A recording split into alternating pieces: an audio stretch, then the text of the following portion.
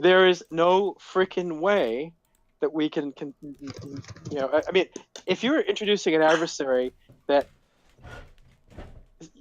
the players will not be able to make the save 95% of the time, why would you do that? Right, like what? Like why? Like that's okay. You put a character like that in there because you want to stomp your players. You want to have a baddie that has an ability or two that's so overpowered that your players cannot do anything. It's a cutscene. Right. You're making a fake cutscene. Right. And like there is a place for that. There is a place for a beating. Yeah, but the thing is, he did this, and he had him stand next to Temujin, which was like, A mistake, though. I'm just gonna keep on hitting him. So, didn't you almost kill him? I think I did kill him. I think Chris fudged that roll.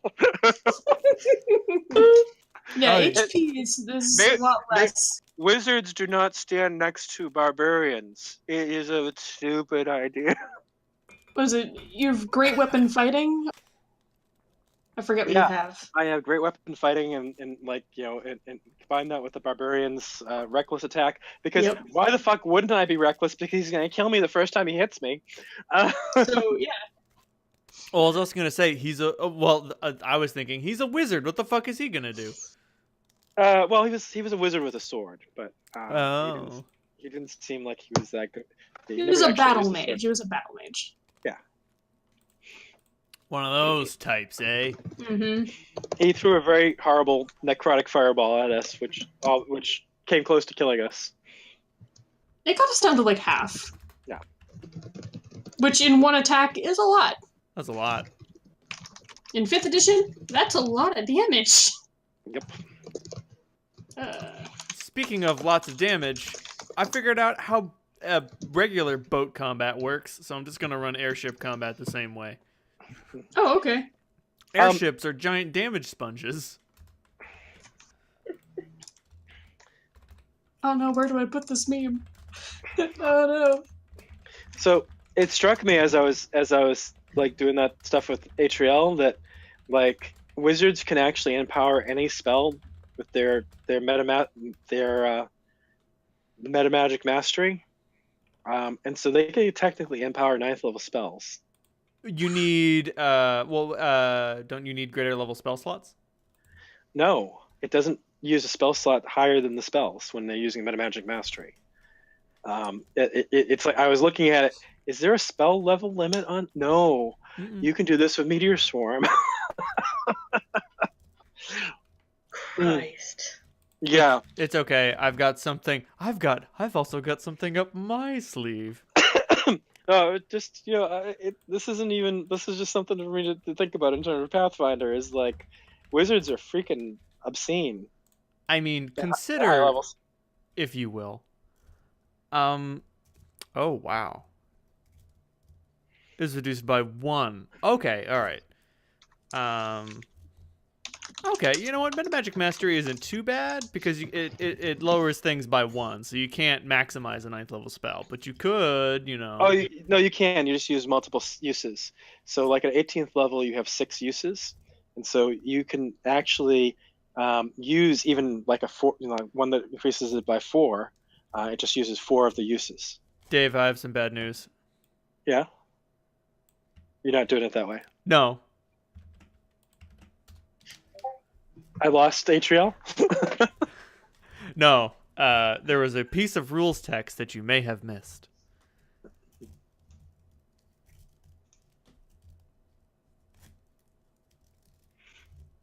To a minimum of +1. Sorry, you'll have to stick to 8th level spell. You'll have to stick to maximizing 8th level spells. That's still pretty obscene. That is still pretty obscene. And I mean, like, if you want to buy her a greater metamagic rod of maximization, you go right the hell ahead. Well, I was thinking getting like a regular metamagic rod of maximization for Salandra. So do it one of these days. Someday. Just consult the consortium. What could possibly go wrong? It's only 185,000 gold pieces. Mm-hmm. It's so pricey. What? No. I wouldn't know anything about that. I didn't look up that price recently. No one that you'll be fighting has that. Thank God, right? Great. Well, I can do it once a day. Just on my own. But when we last left off, y'all had teleported back to the ship. You were flying towards... Now, were you trying to pick up Daskius and go towards the tower, or just sneak to the tower before everything goes crazy? I think we were under the impression that Daskius was heading towards Wind City, and so we were thinking of heading in that direction and seeing if we can catch the sense. Got it. Or, I mean, we could do something really crazy, like maybe yank Marduk's artifacts out of the bag of holding. Yoink! That would get his attention. You want it? Come on, go get it! Oh, come on, go get it! A little catnip. That's a possibility. I know that our spellcasters needed to rest. Right. Number one, that. Number two, Taga has abandoned ship. He is fucking out. Because he is smart. Because he's smart. He's a smart, responsible half-orc who wants to live. Cap, he's like a level 4 rogue. Tops. Yeah, I know. Like he's my little baby boy. He's out.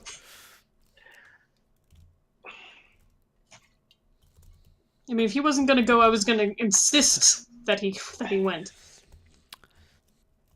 Thankfully, his mama didn't raise no fool. Just kidding. He doesn't know who his mama is. Moving on. He should go carousing with Lobo and his men a few times, and he'll go up a few levels. That's true. What can I say? Oh Jesus.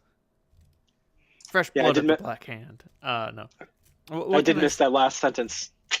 Well. Oh, I was just gonna say, what can I say? Shiv, Jester, Crater, and Rabbit, they love a good scrap. Why are you starting all these fights? Fucking fuck you. Go fuck. Anyway. So, we have all this +5 gear, we have to use it. We have all this +5 gear, we have to use it. I think their weapons are only +3, but still. Their armor is better. So everybody rests. That's good.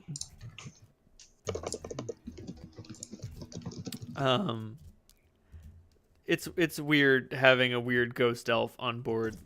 I mean, like, Atriel is considered a spirit, but she has a physical body and physical attributes and all that good shit.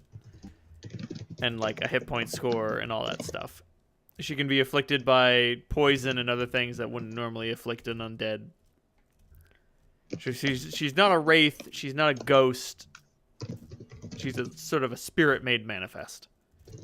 Okay. She can touch things and feel things and pick things up. But she is somewhat hobbled by her rather low strength score.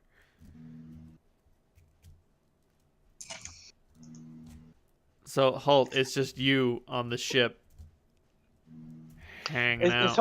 Is Holt going to screw my mother sometime in this? I can neither confirm nor deny. I can neither confirm nor deny that. Mother. It's not what I'm looking to... I mean, yeah. Holt, I was actually... Now that you're thinking about it, she's hot. She is pretty hot. She's pretty hot, man. She's actually room temperature. Just saying. She looks... Well, I mean, I'm hot enough to make up for it temperature-wise. So. True facts. Seriously, Holt, like, you turn a bed into a furnace. You have a resting temperature of 108 degrees. That's normal temperature for me. That's just normal. No, that's fine. That's fine. That's good. If it goes too low, if you were at 98.6, someone called a surgeon. Holt's gonna die of pneumonia. But at your current temperature, I would dare say that you're too hot. Hot damn. Call the police and the fireman.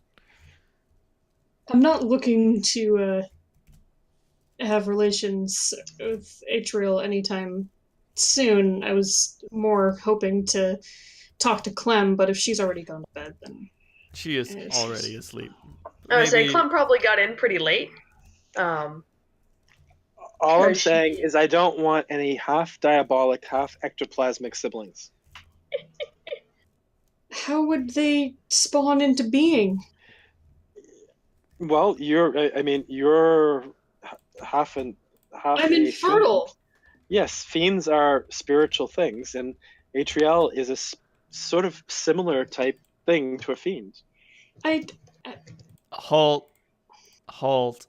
And yeah. this is Renald we're talking about, so of course she'd have a baby. Halt. Yes, Mr. Doom? Have you forgotten the wisdom of Goldblum? I had. You fool. I'm sorry. It's okay.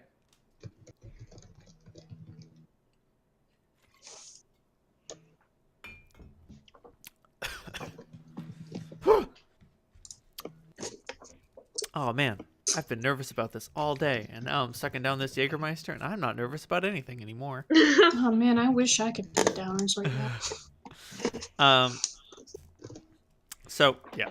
I mean, Holt, there might be someone else that has the answer to your question. I'm not talking to Solandra about this. Oh no, she's also asleep. Okay. I sense a soul in search of answers.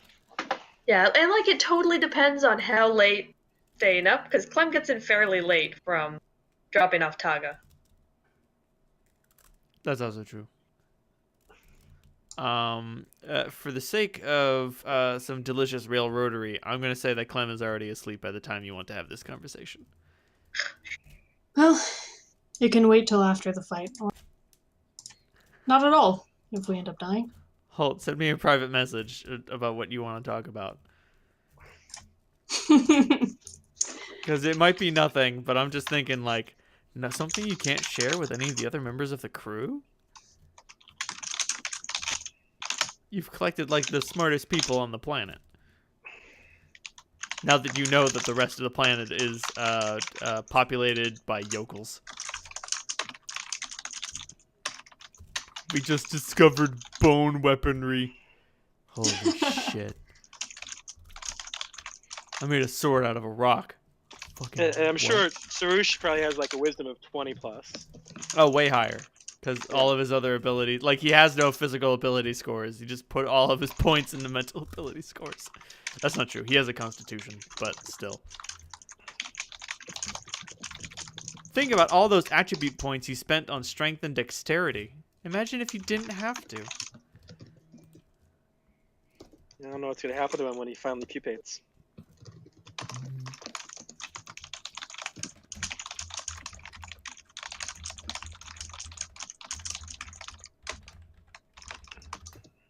Oh no, Sarush is a dream moth.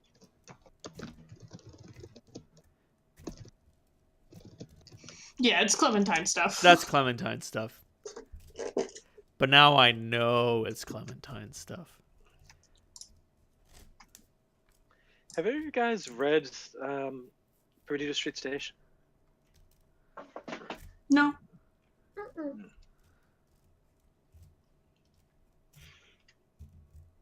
It's a very, very cool book.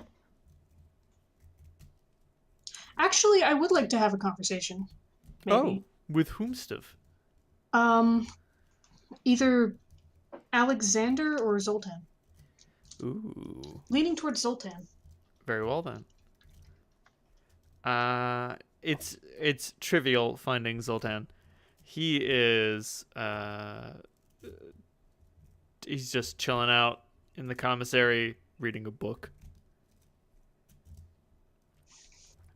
Making extensive notes.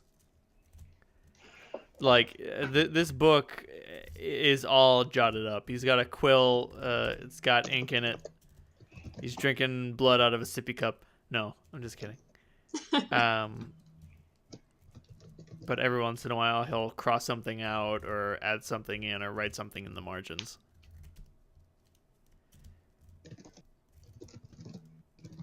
Mind if I join you, Zoltan? Not at all. Take a seat opposite him. I figured that...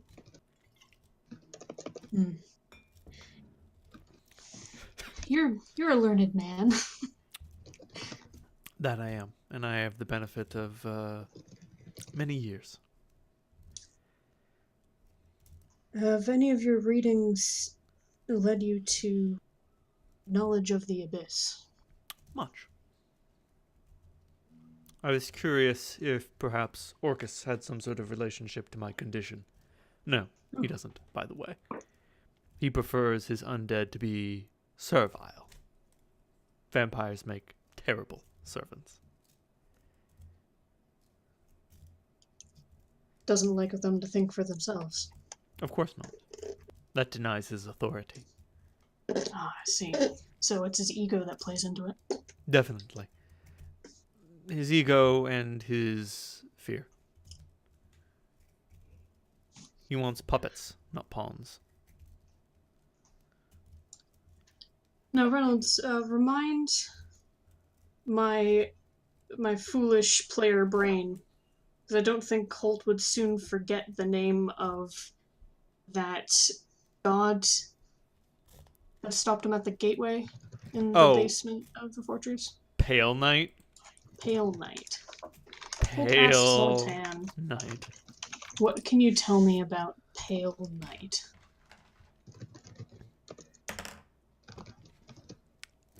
That she's mostly a myth. They say that she's the mother of all monsters, but I've also heard conflicting reports that a creature called Echidna is the mother of all monsters. But who knows? Maybe they're two names for the same creature.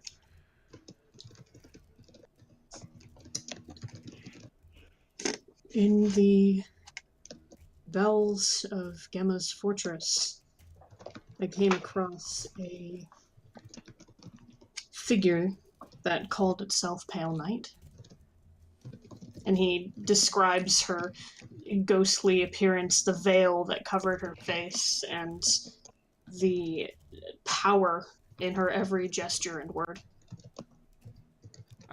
Feel glad that she did not show you what lays under that veil, the sight of which is deadly to men.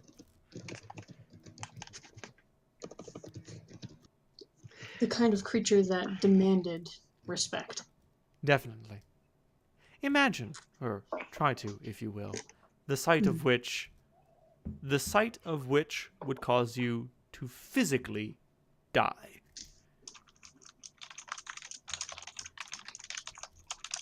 You don't kill yourself. It just kills you. I suppose the very thought of it, the very reality of it, defies imagination.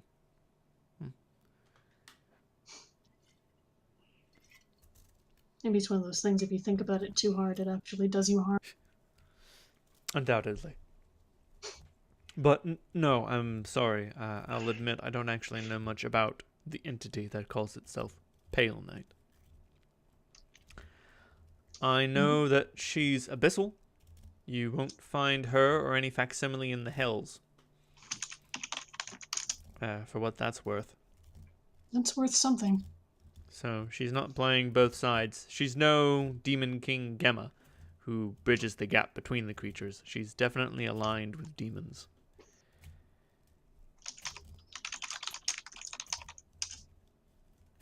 I have a sinking feeling that I may be seeing her again. Well, to be respectful, I suspect that in her age, if she is truly the mother of all demons, the mother of all monsters, her cruelty is somewhat refined, in a way. Most demons are cosmically young, temperamental. It's just the effect of the abyss. But she's had the better part of an eternity to perfect her craft. Exactly. Even Demogorgon is young, considering the age, considering the timeless age of the abyss.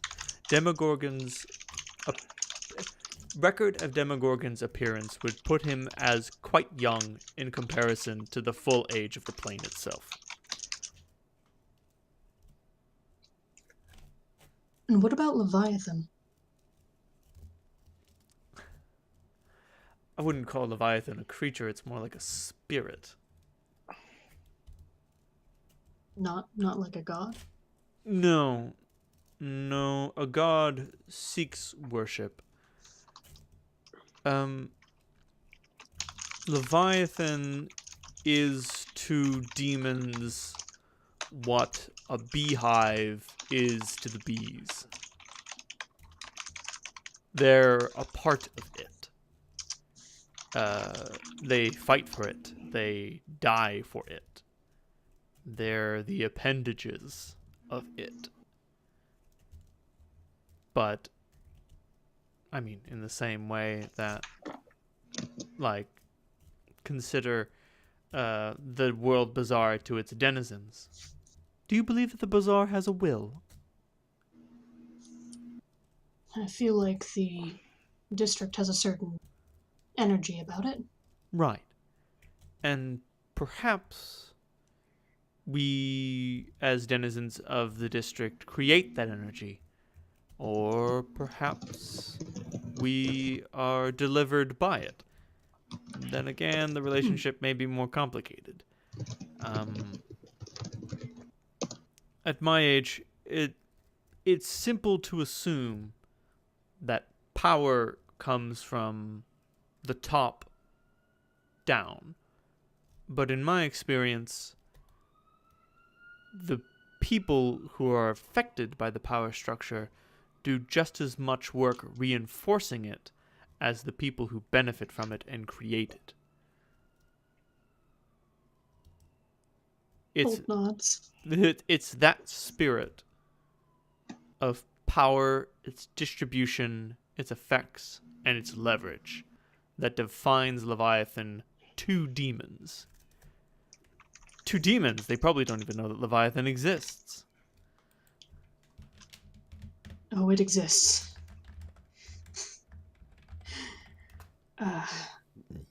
But just as much as the bacteria that are a part of your body don't understand the fact that you exist, they may not understand the fact that it exists.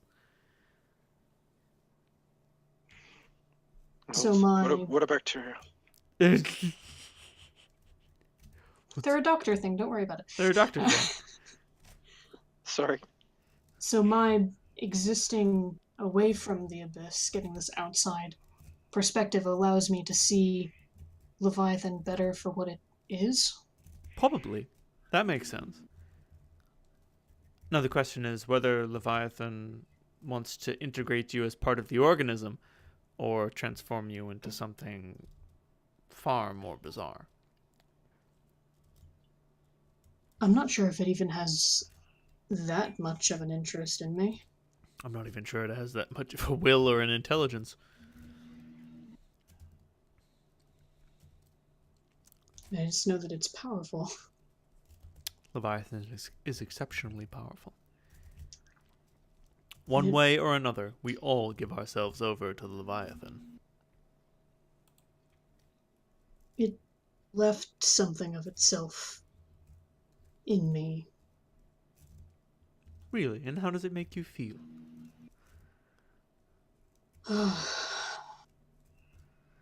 Powerful. That makes sense. The more if I think about it too much, it kind of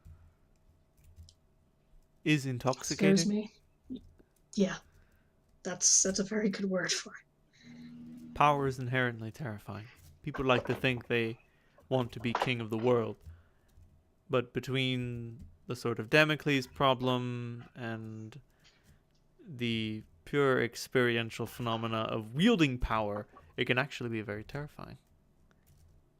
Despite all that you've been through, Holt, you are in fact human after all. Despite my best efforts.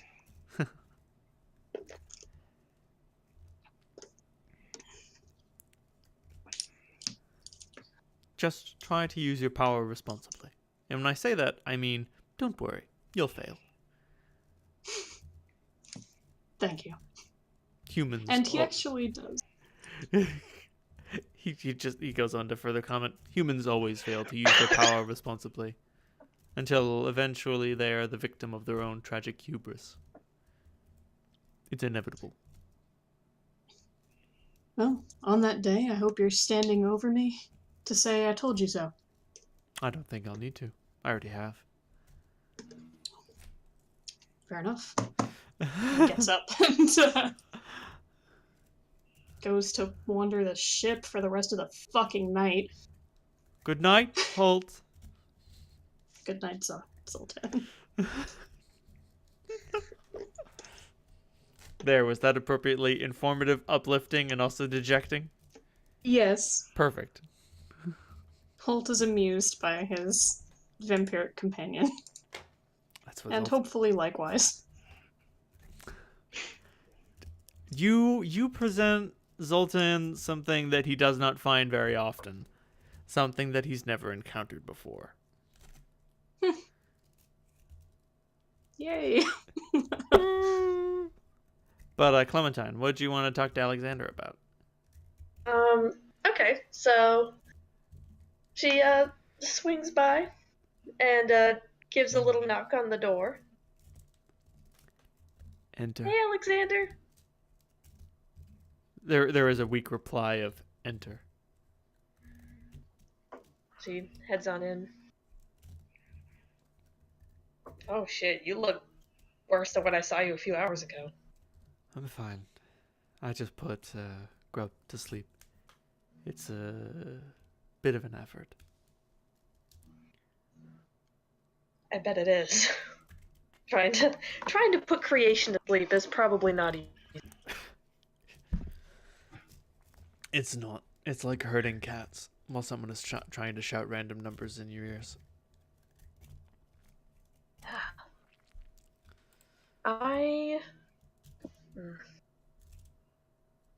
So, Dogo told me something about you that's none of my business and very personal. I know your combat capabilities as much as someone who hasn't witnessed them can. Yes. And is it going to be alright to bring you into this fight?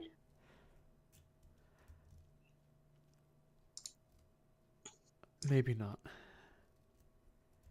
You make a very good point. Maybe I should head home. I've been away for too long. Too much action. It wouldn't be the worst idea. No. I can't control that side of me. Yeah, I kind of thought that might be the issue. Yes. If it comes out, and if we get into a giant fight, it will. I can't control who lives or dies. Exactly. That's not something we can afford right now, but... Exactly. Okay. Thank you. You're welcome.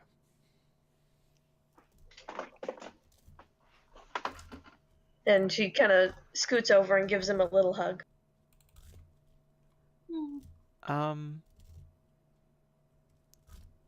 Oh, Jesus Christ. He's all squishy. He is all squishy. Oh, hey! Alexander had that spell that I'm so proud of.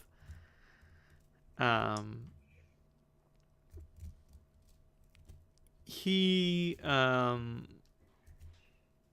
jeez.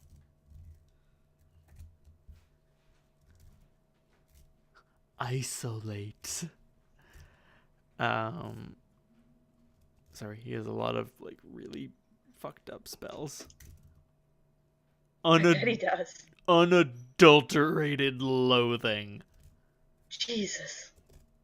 And of course, the classic Psychic Crush, rank 4.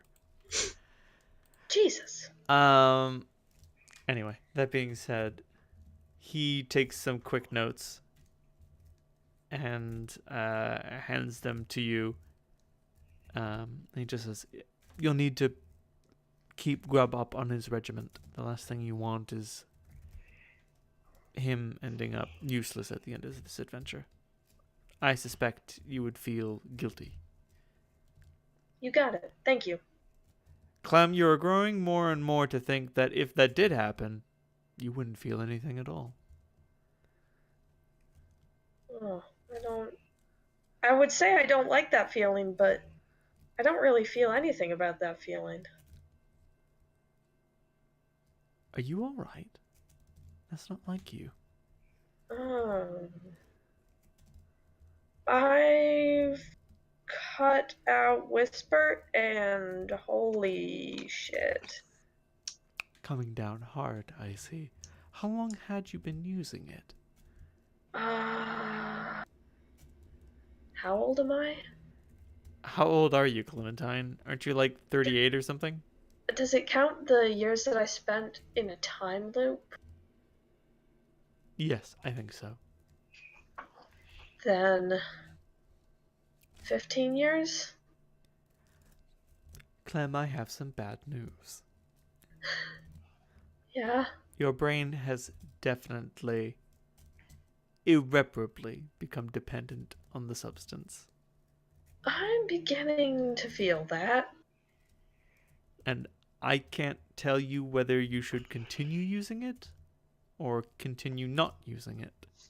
All I can say is that you're caught between two extremes, and I fear there is no escape.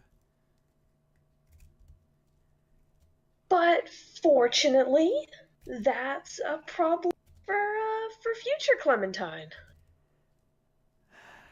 Clementine, how many times have I told you that you cannot simply put all of your problems toward future Clementine? Especially now that since you have previously told me that you're leaving those problems for future Clementine, future Clementine has become present Clementine, and the problem is just getting pushed further down the road. I mean, she just kind of shrugs. Nothing I can do about it tonight. Would you like to go to sleep now? Yes, please. You know, falling asleep is like falling in love. It happens slowly at first, and before he finishes his sentence, you're out like a light. His lectures always did put you to sleep. It's not his fault he has such a soothing voice. He has explicitly designed his voice to be soothing. Hey-o. Heyo. Alright, I'm gonna piss real quick because I am a fedora wearing piss machine. I'm just kidding. I don't know where my fedora is. It's gone. No. Things I liked gone. your fedora. I'm sorry, it's gone, man. It got run over by too many cars. I guess it just left home. It ran away.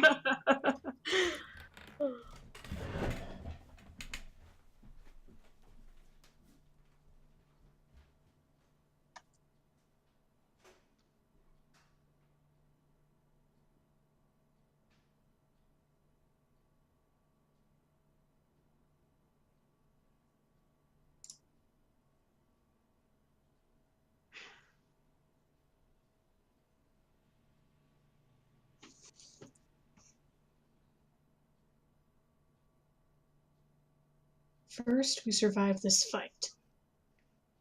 Then we talk to Solandra's mom. Yeah, I'm looking at the spell Limited Wish.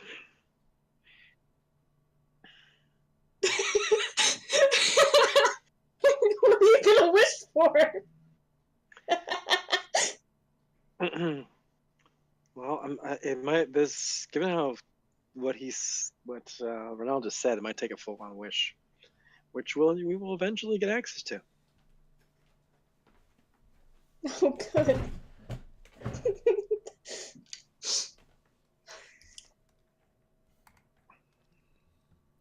Does anything else happen before y'all go to sleep and wake up? Or in Holt's case, I'll wander around the ship until dawn comes. I figure I'll just keep guard shift with whatever round of our security team is up. I will roll a d4. probably go through all of them. Fuck.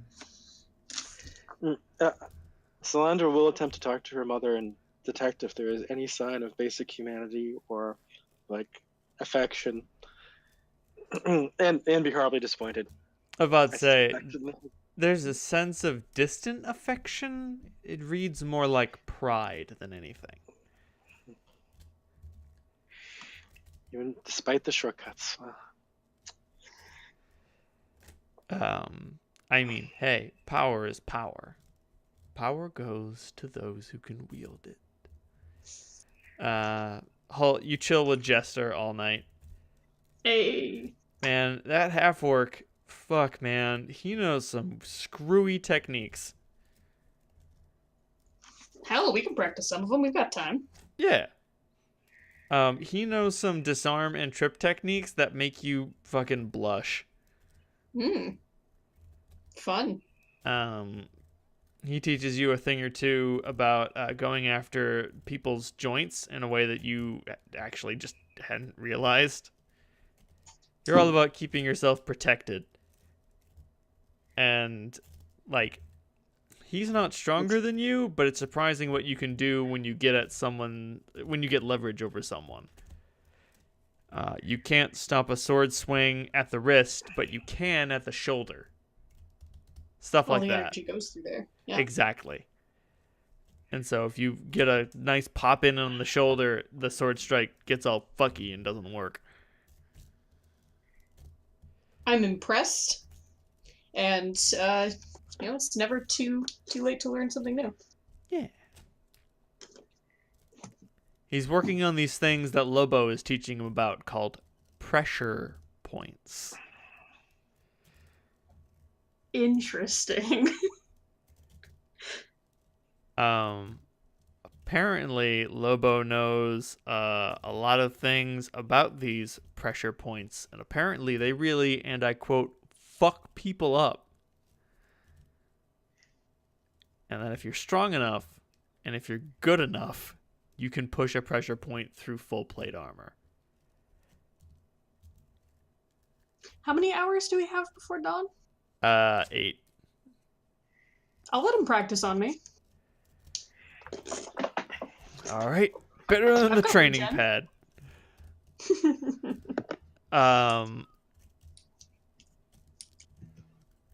Having a training dummy that fights back and can put itself back together in a series of seconds is pretty great. Pretty dope. I mean, obviously he has a hard time getting through your fucking thick as fuck armor class, but I won't use my shield. ooh, a fighting chance. Still, even when he does damage you, you take a breather, you put your blood back in your blood, and you're good. There's an ulterior motive for this. I want to get used to the sensation of generation in combat. It's weird. It's super weird. Because, like, halt, spoilers, you've been delivered grievous wounds before. I have. And when those wounds are bleeding and festering and you feel like you're gonna die, like, you can feel the sands falling out of your hourglass. It's strange how that is. You don't know how much blood is supposed to be in your body, but you can tell when it's going out too fast.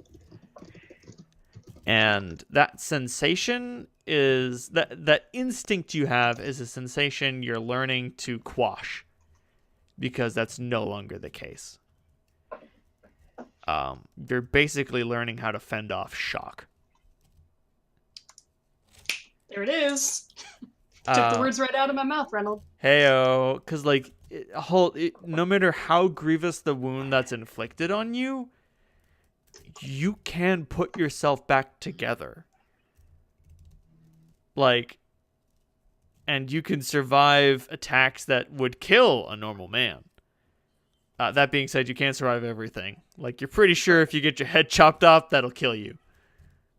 But like, pretty sure. But like, if someone chops your arm off, like, that's a death blow. You're dead and you don't even know it. you've seen one man survive losing a limb, and that was only because they had a fire mage on hand to cauterize the wound, and that guy had a peg leg for the rest of his life. Hey, I survived losing a. Yeah, but you have magic. This guy didn't have magic. He had street surgery. Oh fuck. Although, speaking of the wounds that can kill me, I did get that bomb removed, right? You did get that bomb removed. Cool. I forgot to update that in my character sheet. I'm about to say, if you didn't go through with that surgery, it happens tonight. Hey, what a thing. Hey, who'da thunk? Ain't that just the way? Ain't that just the way? Because I don't remember when that was supposed to happen, but I was going through all of this under the assumption that it had happened. And that bomb I thought so too. Yeah. And that the Gigas bomb had been tossed into an unfortunate pocket dimension. Oh yeah. By the way, before sleeping, I had Zerush heal me a bit because I still had damage from the fortress fight. Oh yeah, no problem. You let all that delicious positive energy wash over you.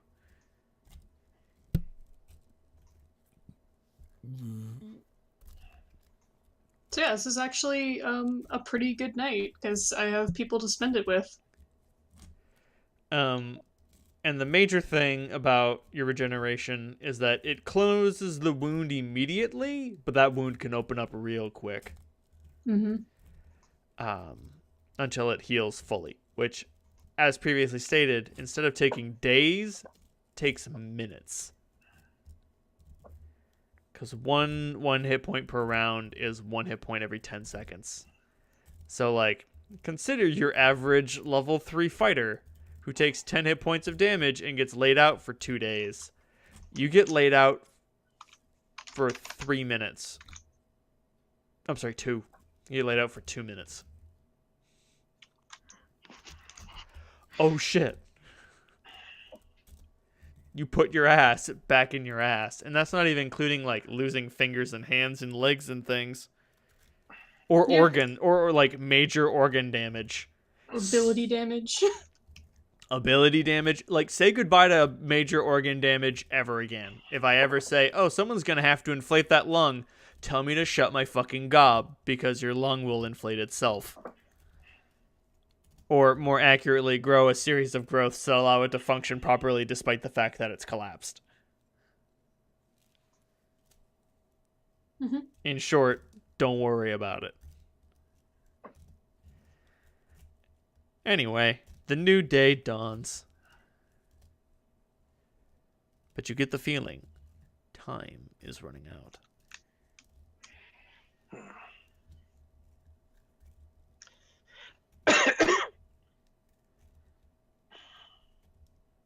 Salandra's. Go ahead. I was about to say Salandra's probably in the commissary, just drinking coffee and smoking a cigarette and going over some equations, and she'll she doesn't need much sleep, so she'll be there as soon as she comes out of her trance. Yep. That delicious trance.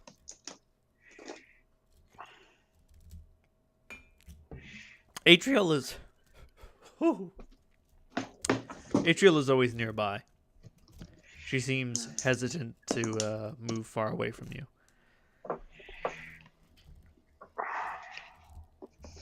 She expresses it in privacy that your presence to her sort of confirms her existence in a strange way.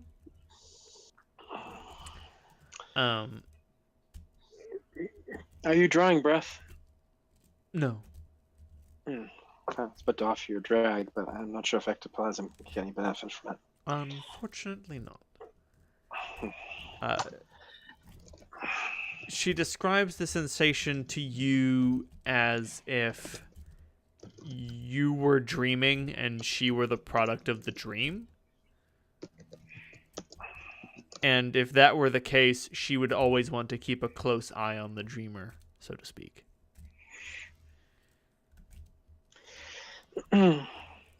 So, Mom, how much do you understand the capacities of these dreadnoughts? A fair bit. how much are you able to like distract one or keep it off balance? Pretty decently. I could disable a couple of the weapons. For a little while, at least. All right, if it comes to that, that might be, you make a pretty fucking awesome distraction. So we'll see what happens. But it'd be good for me to have an idea of what you're capable of. Just so I can. She runs Salandra through all of the information you know, Dave. Okay, good. Salandra is fascinated by the possibilities of prismatic wall on the Dreadnought. Because it seems like if you put a prismatic wall in front of an incoming Dreadnought, it's going to be fucked up badly. She remarks that the sensors will somewhat dampen the effects, but any crew that are observing equipment are going to have a bad time.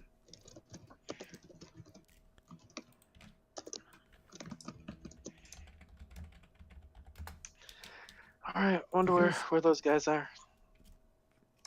Because prismatic wall is a motherfucker of a spell. Yep. Huh. Who the fuck? What the fuck? Prismatic wall. The green wall stops breath weapons. What the fuck? Oh, but the indigo wall stops all spells. Fucking who cares? Breath weapons technically aren't spells. That's fair, but the violet wall destroys all objects and effects. Unless the Dreadnought can stop on a fucking dime, It can't. But it's also not magic, so the effect will be diminished. Also, the violet field gets disabled by dispel magic. That's funny. Yeah, some of the walls can be dispelled if someone reacts quickly enough to it. Right. But I do find it interesting that the most powerful effects are negated by the simplest of spells, and the most difficult effects are stopped by the most uncommon of spells. Yep. Well, it's hardly it is not an overwhelmingly powerful spell, but situationally speaking, it can really fuck people up. Especially considering you are absolutely dead certain that Dreadnought cannot slow down very quickly. It has rapid deacceleration issues, or deacceleration rapidity issues. Wasn't there a generator online for sci-fi jargon? Yes. Do you want me to get it?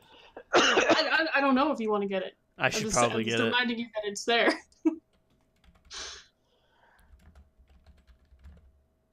The Holt will eventually come down to the commissary with one of the security team people, probably. We need to increase power to the antimatter storage tanks. You need to clean the power couplings on the auxiliary prism chamber. Oh, there's one of these which is the problem, but also the solution. Here it is. Computer, what's wrong? Interference in the optimal shunt. Tell me how to fix it. Adjust the magnetospheric Thet matrix with compressed battle scanners. Wonderful. There's a malfunction in the Heisenberg subspace seal. It's unstable. Cloak it with a multi-phase torpedo. Beautiful. Anyway. These jamokes are awake now. Yep. Hey, Holt. Morning, Salandra. You ready for this? I'm ready as I'll ever be. It's been coming for a long time. Almost since we first started this fucking mess.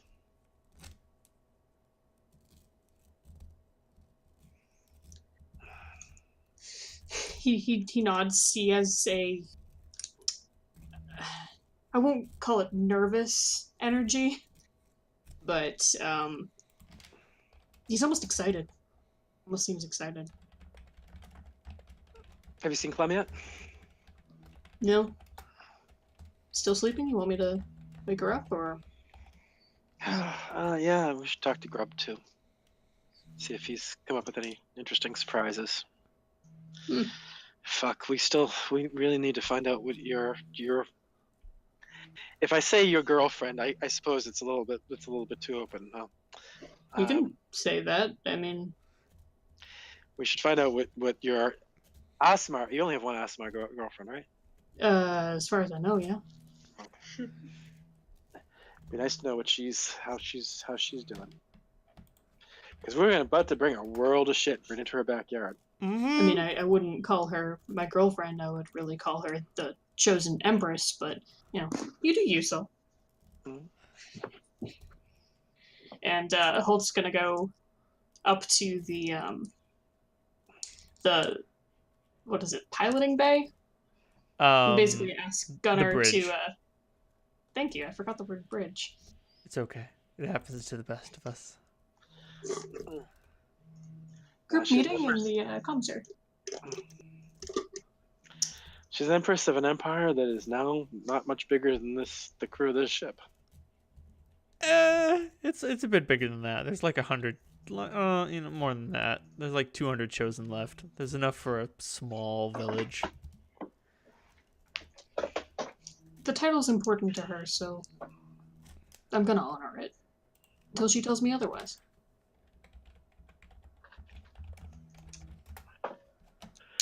I really and think that's why Holt's such a popular lad. Given how few of them there are, I think they would really benefit from establishing a commune, come to their decisions through sort of a collaborative council with the most qualified and capable people making decisions in the areas of their specialization.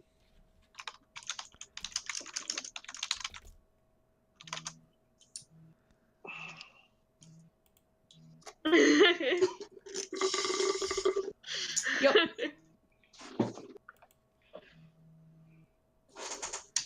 Ooh. So yeah, Holt will go around and try to gather everyone so we can talk over our battle plans. Sounds good.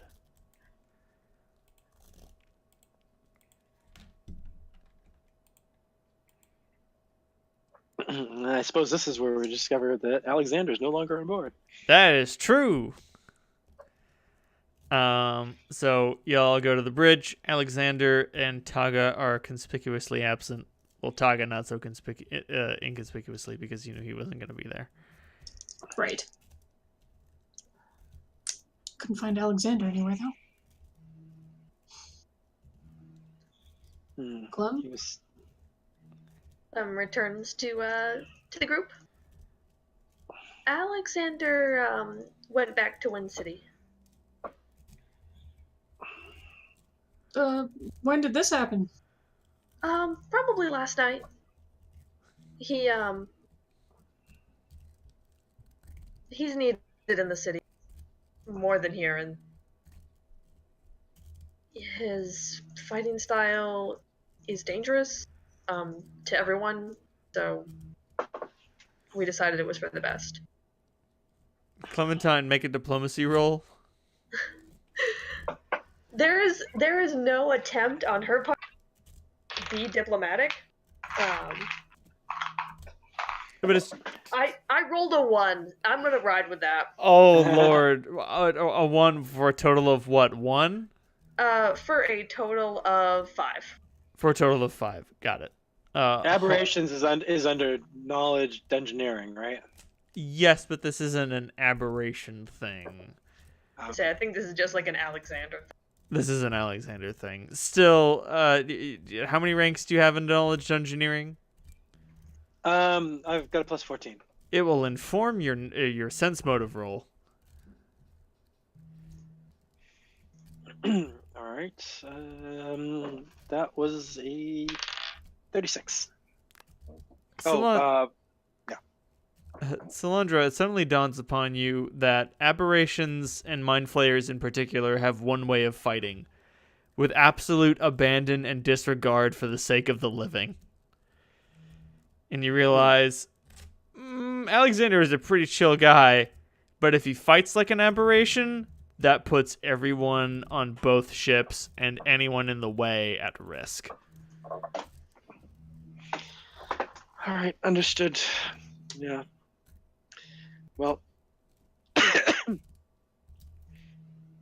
know he's no coward, so I presume he's doing what's best for everybody involved. He is. And Like- she kind of waves her the notes that he gave her. And he left me notes. So, Grub, how are you doing anyway? I mean, are you up for this? Yeah, no, I'm actually feeling pretty good. It's been nice getting a couple weeks sleep. Yeah, I got this. I'll be at the helm. Rurek will be making sure that everything's above board, and Gunnar will be shooting shit out of the sky. All right. Well, remember, we might be making plans to do what we can to distract them and infiltrate them and board them if we can, but there's no fucking guarantee they're not going to come up with exactly the same sort of crap for us. And we may see, like Mariner board, which would be fucking lovely again. I mean, I can handle her. But she's incredibly dangerous for anyone else. is there any way we would be able to put some sort of Myrna marker? So, I mean, she can charm any one of us, but you can't charm the ship. You can't charm a machine. Unless you can. That's a Grub question, I suppose. Clem, the words "she can't charm a machine" come out of your mouth, and you suddenly consider converting to the Metal Mother. It's not a big. Maybe it's a small thought, but you're just like, shit. If I converted to the Metal Mother, she'd never be able to seduce me again. Oh my god! And it's the same run of intrusive thoughts of, hey, if this killed me right now, I wouldn't have to deal with it.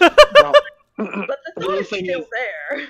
If we're boarding them at the same time they're boarding us, it's going to make for a fucking interesting situation because, I mean, I presume the three of us would go in a boarding party, and I'm not sure what happens if, say, Myrna or Selena shows up here when we're not.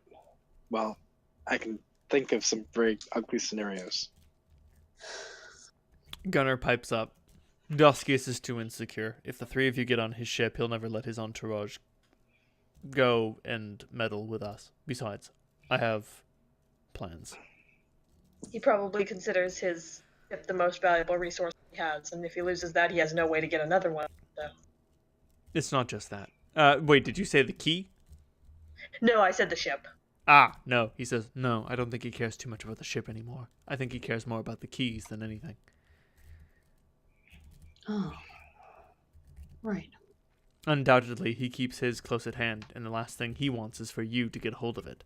If that's the case, he'll have to play the waiting game. Which is no good for him, especially considering I suspect he doesn't know where the door is. Then again, the four of them would be more than formidable enough to fight their way through the Underdark. That's true.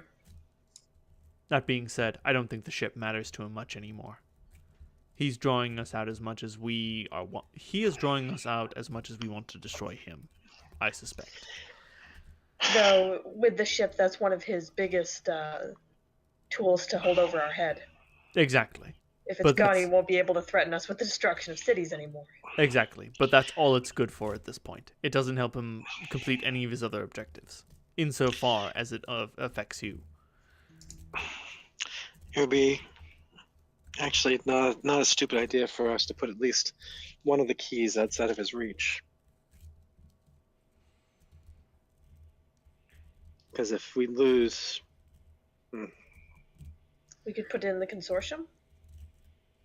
I mean, it's outside of his reach. I mean, all he needs to do is find out how we get there. And the last thing you want is him contacting the consortium. He won't be as tight-lipped as you are.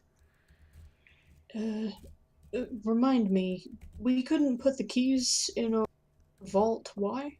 How? We just never have. It's in part because we don't necessarily trust the consortium. And, it's just, if anyone gets a hold of that music box, they get access to our vault. And consider, if the consortium figures out what those keys are made for, and there's no doubt in my mind that with their magical knowledge, they'd be able to figure it out, or at least have some rough approximation of it. I get the distinct impression that we're going to have to deal with a consortium annexation of Septemport, which is the last thing we need right now. All right. Yeah. Throw that idea in the trash. I don't trust the consortium worth a damn. They are reliable as far as we don't have anything that they value. Putting anything that they might value in our vault, I don't know. I don't trust it. That's probably wise. And I mean, Salandra, have you read the consortium bylaws? Yes, Sandra has. Wait, did you read their charter? Anything that she'd get access to, she'd read. You've read the terms of service. Roll a beautiful knowledge history roll. Because knowledge history is what you use for determining laws and lawyership and stuff. Or nobility and royalty, whichever is higher. 31. 31. You were looking over those terms of service, and they're pretty inhospitable. It's pretty clear that the consortium is there to make money, gain influence, and find new powerful wizards. And you're not saying that they could just invade Septemport to get a wish granting machine, but they could probably petition the senior partners for a peacekeeping mission on a humanitarian basis to take all of your wish granting machines. Oh. It's for their own good. They can't be trusted with such power. I mean, we can't, but That's not the point. it's the principle of the thing. We can't, but neither can they. And they're more likely to abuse it well. We'll abuse it badly. They'll abuse it effectively. Too effectively. You're dealing with a collective intelligence score in the thousands. They will form a committee with a series of subcommittees who are going to determine what the most powerful wish is they can put in this thing. As Cave Johnson once said, science isn't about why, it's about why not.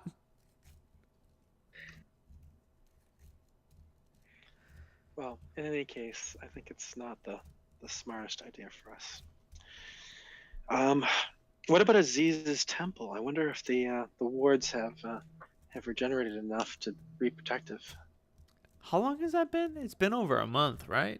Mm. Yeah, Yes. they've been at the graveyard the bulk of that time, so I presume Bokab has done something to restore those wards. Gunnar agrees. That being said, if you want to tempt Doskius, we're not going to have enough time to be able to get all the way to the temple.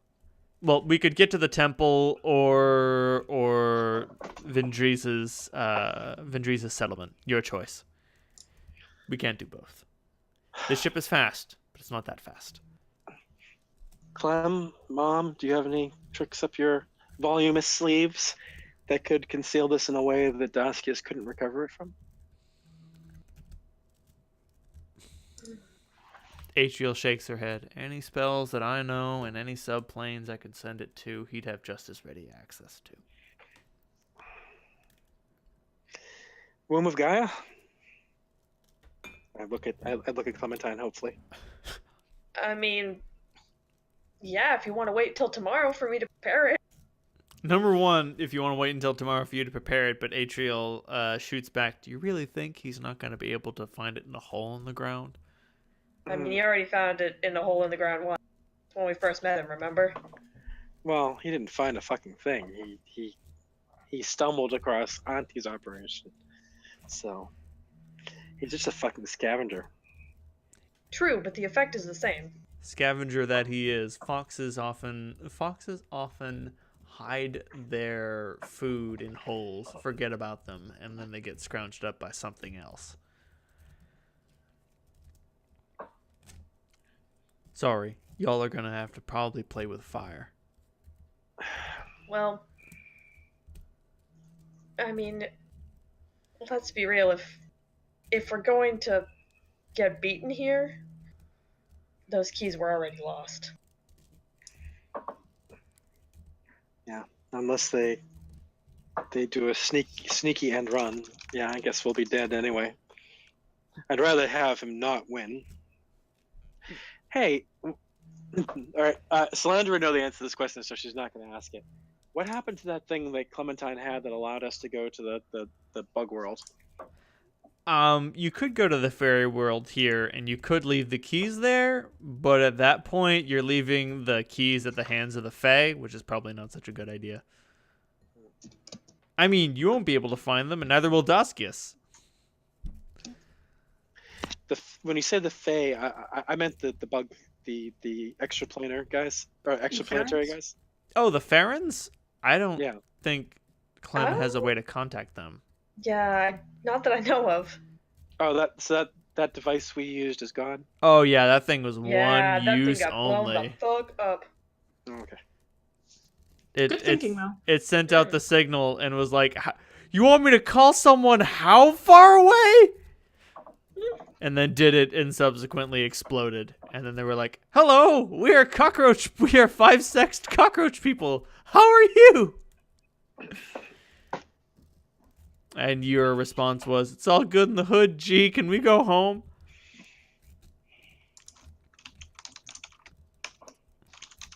Aw, Holt, Cap, you remembered the name of their species. I'm so proud of you. Yeah. Do you remember the bug planet, Vegeta? Anyway. Sorry, I'm just so proud of myself for making a weird, fucked up space race. I mean, you play enough of that space game. That's true. Oh man, I should make them in Stellaris! Yeah! Not right now, Anyway, but I did give you an idea of what to do tomorrow. that's true. Oh no, tomorrow I'm too busy finishing off the King in Yellow campaign. Oh lord, I'm certain that Dougal's low sanity score is going to cause him to go insane before the campaign is over. Oh, yeah! I would not be terribly surprised. Cap, are you joining? No. I'm technically not doing anything, but I'm probably just gonna be playing Sekiro. I mean, I'd be willing to bring you in as a late stage investigator. You don't have to. I mean, You've got a balance of story, but would you mind if I drop in to listen? You may listen. We are some of the least competent investigators you're ever going to run into. So, I mean, it's like... I'll just mute myself and listen to the hijinks. I mean, literally, there's only one character who's kind of, like, useful.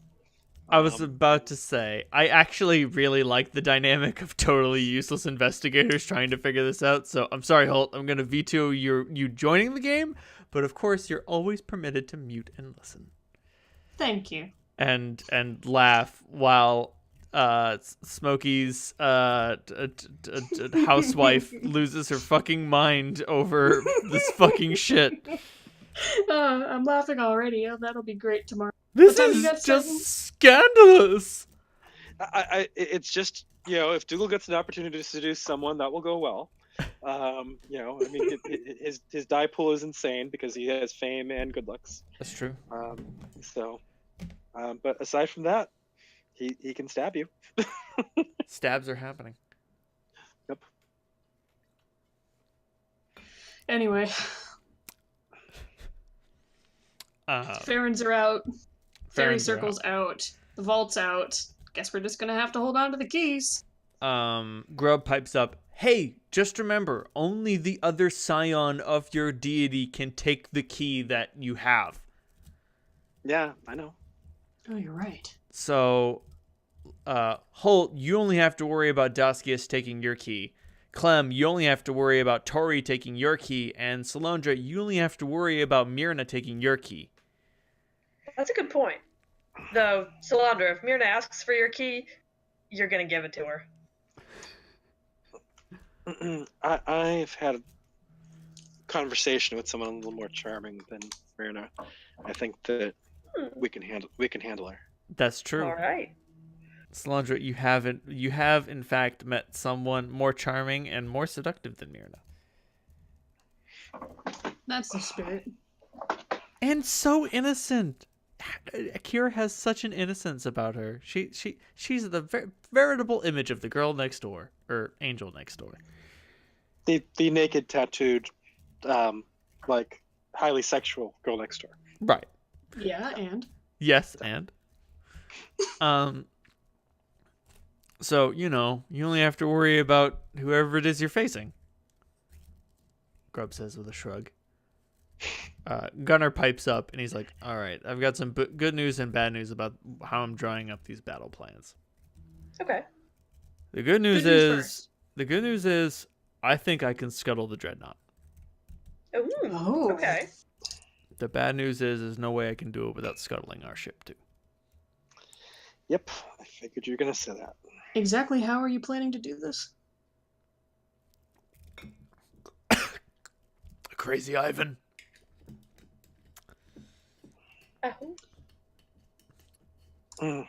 He's talking about ramming. No, Oh. not that. Crazier than that. It's while they're in pursuit, just turn around and meet them head first. Sort of, but I intend to use gravity to our advantage. As a Corsair, our ship is more capable of exiting the atmosphere than theirs. The ship is too big, too heavy, too affected by gravity. If we could goad them into a purely vertical pursuit, we could focus our defenses at our aft, and when their ship ran out of power, then we could turn about face, charge toward them, fire everything we've got, and then ram their ship for good measure. Unfortunately, their systems will be able to recover, their ship will not. Our ship will be able to recover, but our systems will not. Do we have anything that can substitute our systems? Raw magical energy, I suspect. But even so, that's only going to keep us flying for a few more seconds. A few more minutes, maybe. Still. So we'd basically do this play and then have to board the dreadnought. Absolutely. Fend off Well. their boarding procedure first. But that shouldn't be a problem. And Lobo nods. We've dealt with them before. I like this plan. Risky. Not as risky as something else. If you feel like trying something else, if you feel like trying to save this ship, I'll try to save our ship, but I can't guarantee that I'll be able to scuttle them. What if I've never been terribly attached. What if Vendries has the weapon? Oh, my plan was accounting for Vendries having the weapon. Are you saying that it isn't operational? And there's a possibility We're not it's not. sure. We haven't been able to get a definite answer. So as soon as we come within range, we need to make sure we hail her. 1 second.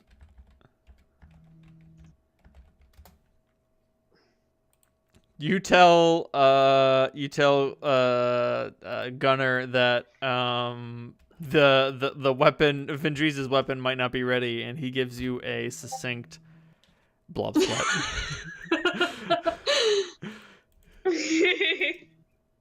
But if it's not ready, I'm your plan B. Grub, would you be able to help with that at all? I can probably overload a couple of the weapons. Okay. Well, we have an arch druid and an arch wizard on board as well. That's not insignificant. And then Gunner just responds, "Good, we're all probably not going to die."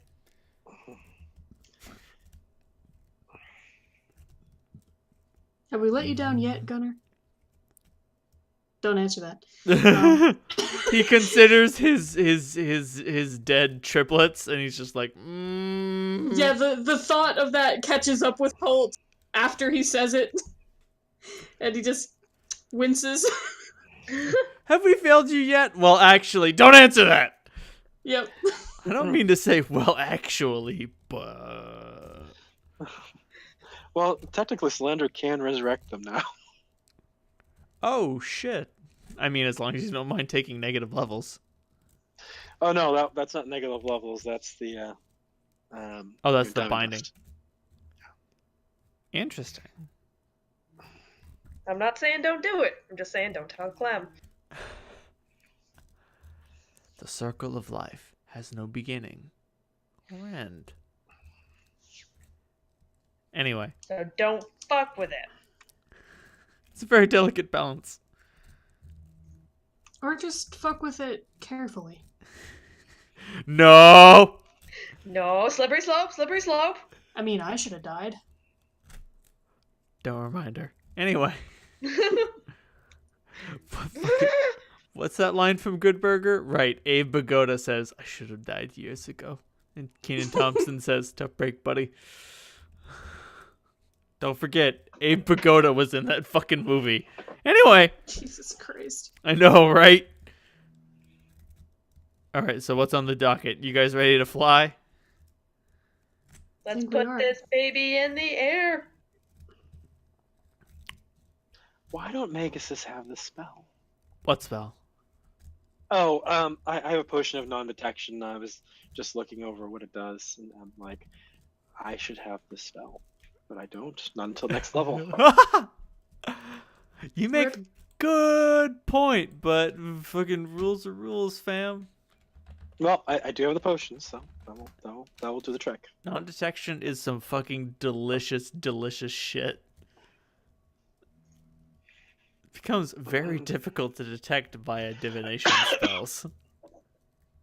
Oh, it also thwarts detect spells. Detect evil. Eat a million dicks, fam. Well, it's also very significantly useful for preventing detect invisibility. Mm-hmm. So Slandra can turn invisible, and usually that's worthless nowadays, but not so much when you're non-detection. Damn right. Alrighty then, it's time for shit to get a little crazy.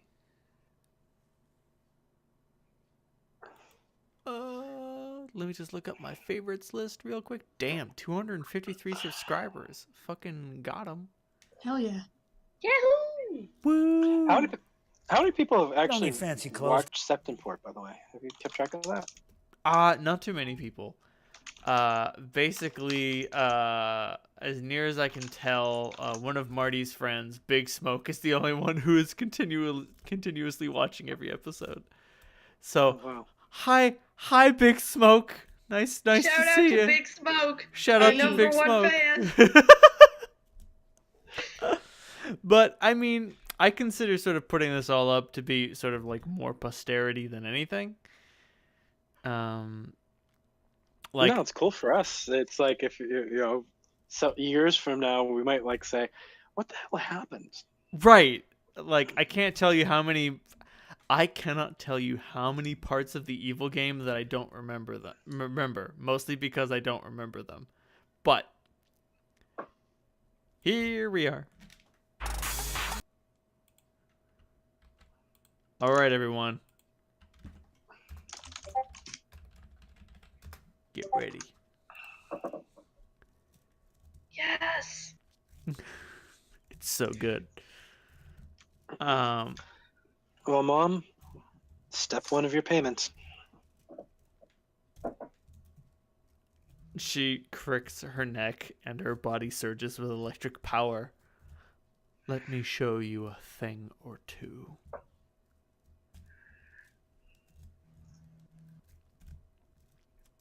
Sorry, Solandra, your mom is Storm from X-Men. Zip, zop, zoobity zop. Mom dislikes Daskius a tad bit more than we do. What? No. Can't imagine why. I think everyone that dislikes Daskias is just gonna line up with a bat, and everyone takes a... Take a fucking swing. I'd like to vital strike with this bat.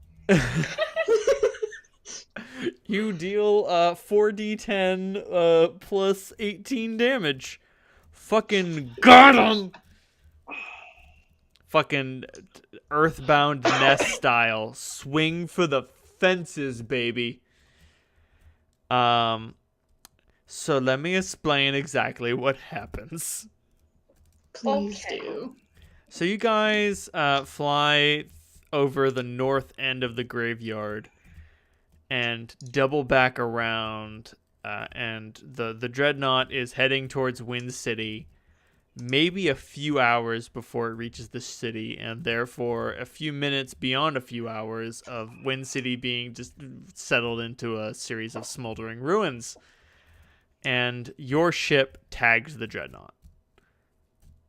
It fires a low-level volley of long-range weaponry at the dreadnought. Oh, shit. It's not a critical threat, but it's damage. And we one-shot the dreadnought. Oh, Hey! No. Your weapons don't do that much damage, but your weapons do damage. Oh, fuck, no. Come back. Come back, beautiful D6. I finally figured out how ship combat works. I won't risk losing dice over this. You only deal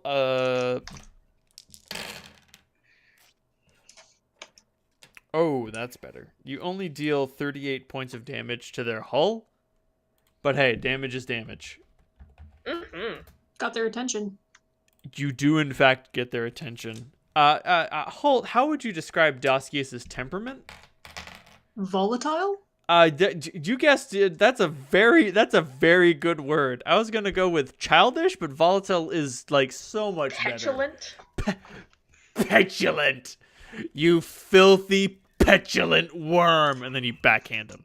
No, maybe that comes later.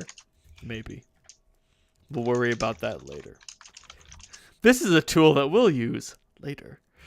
So you tag them with a weapon strike, and consider, if you will, your ship is the one thing separating him from total air superiority. And so the dreadnought gives chase. That being said, it's much slower than your ship. But the nature of pursuit means that eventually, with proper navigation, even despite your enhanced speed, he will eventually catch up. But you have a head start. It's around this time. So you head further north, and you cross over the beautiful woodlands and green acres of District 3 into the blasted sand wastes and abandoned mine shafts of District 2. And when you come into range of Grubb's tower, you spot something very strange. Oh, whoops. Wrong link.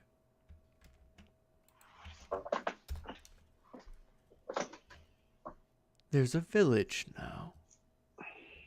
Huh. Where once there had been nothing. A singular tower, a few robots, and a large robot dog. There is... you know what? Actually, this city isn't too big. Like, it's literally just the one alley, though. Like, once you go beyond the stretches of that rail, once you go beyond the stretches of that street, there's nothing. But swarthy workmen meet old District 2 citizens and scavers. Fallout 2 style, the Lost Tribe has been reunited. And they're more powerful than ever. At the highest tower, at the highest point of Grubb's tower, there is a magnificent looking weapon. I'm looking for a pic.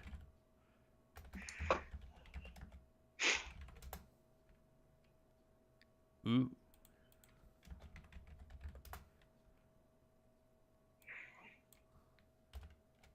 Towers, magnificent looking weapons.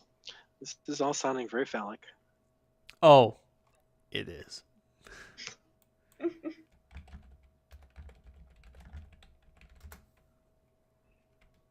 Oh, damn.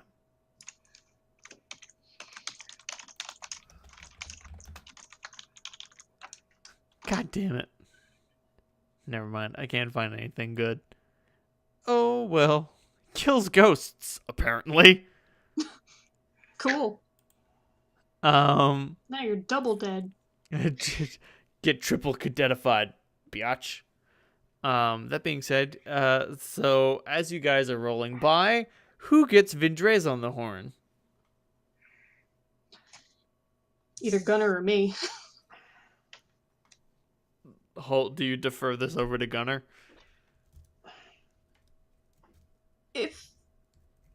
Fuck it, no. No, I don't. All right, we'll get to you in a hot minute after I piss again. Good idea. Everybody get your piss out now. Okay. Hey, Pidge, do you want to be a hero? But it was too late. Oh, shit. Why do I break every pen that comes in my hands?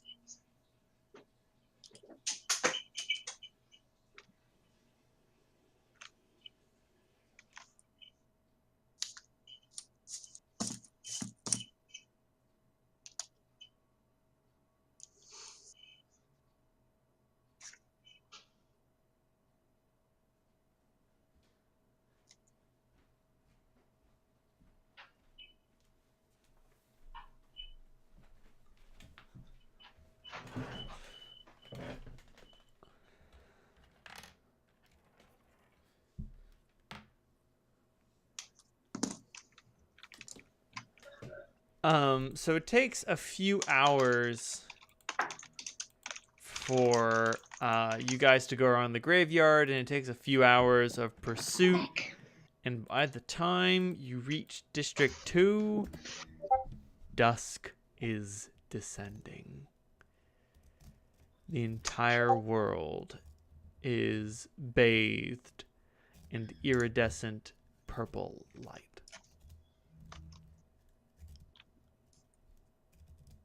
Red sky at night is the sailor's delight.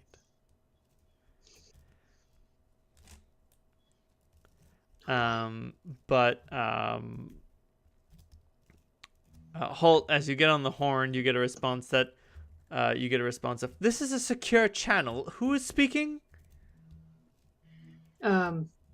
Holt, actually. Nice to talk to you again. Holt? Andres?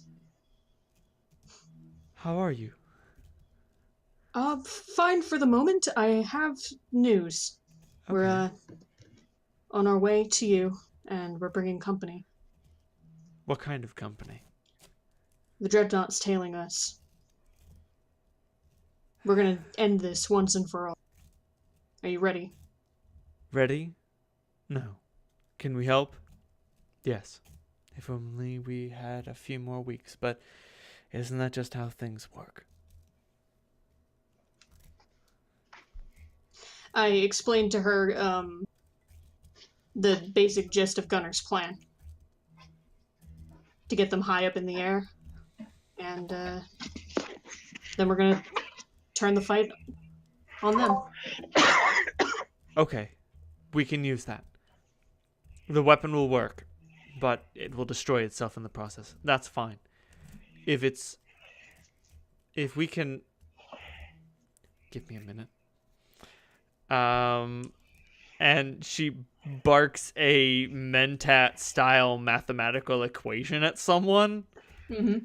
It's just like, well, if this is going up at this range and we fire a shot at this velocity while its systems are disabled for this amount of time as it reverses gravitational pull, moving at this speed with this acceleration back towards the planet, and then she just looks back at you and says, "We can make the shot." Just tell us where we need to be for it. Make it happen. Perfect. Good. Let me send over some coordinates. Yay.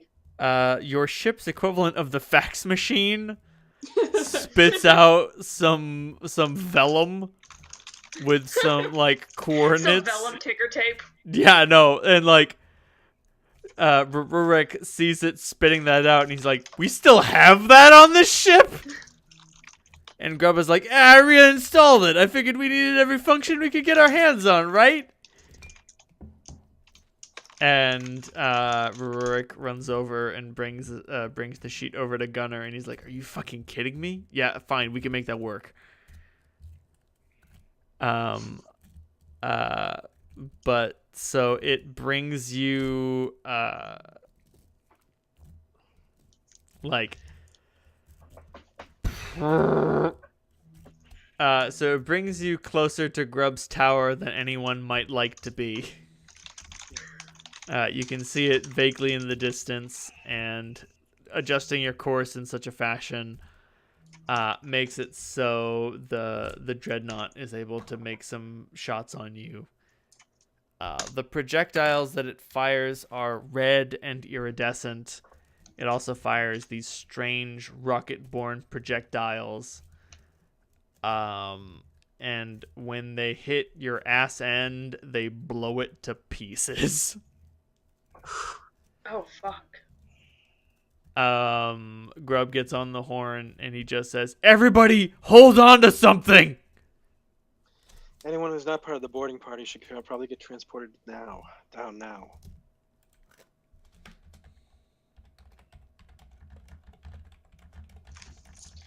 I think everyone's going. So Salandra, what's the range on your dimension door? Probably over 1,000 feet. Let me check. It's probably your best bet for a stable transmission. Oh, so the transporting on the from the ship isn't working? It will work, but there's a chance of interference, and if their shields are up, it's not going to work. Oh, so for transporting onto their ship, okay. Yeah. Yeah. So I can do 800 plus 320. Yeah, 1,120 feet. That's pretty good. And I can That's pretty take. good.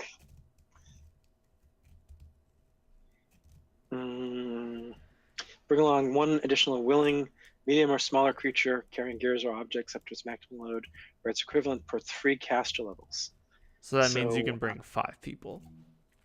I can one additional, so six people plus me. Right. Can you think of anyone else that you want to bring with you, or will it just be you, Clementine, Holt, and that's it? Well, Mom might be useful. Right. Lobo. Lobo. What about Sarush? We can't bring him along, really. He should probably be. Actually, he can survive the fall from the ship. So, but If he landed in some soft sand, yes. Probably Sarush, his attendants, and Zoltan can go back before, and then the boarding party would constitute Salandra, Holt, Clementine, Atriel. So that's 3. Lobo's 4. Do we want any more of Lobo's people? Consider every one of them you bring with you is one fewer who can defend. I think that they should defend. Agreed. All right, so there's actually going to be something to defend here. I thought that the ship was going to crash. So It's gonna crash, but like Doskius is definitely gonna send like Gunnar tells you he's definitely gonna send his men to kill everyone on board. Even if they have nothing left to fight for, they will still kill as many people as they can get their hands on. Mom, do you think you could save the ship Save it? No. if you were on board? Save it? No. Keep it safe? Yes.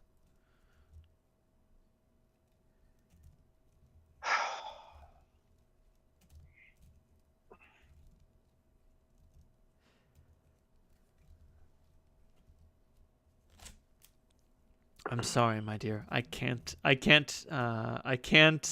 protect us from gravity.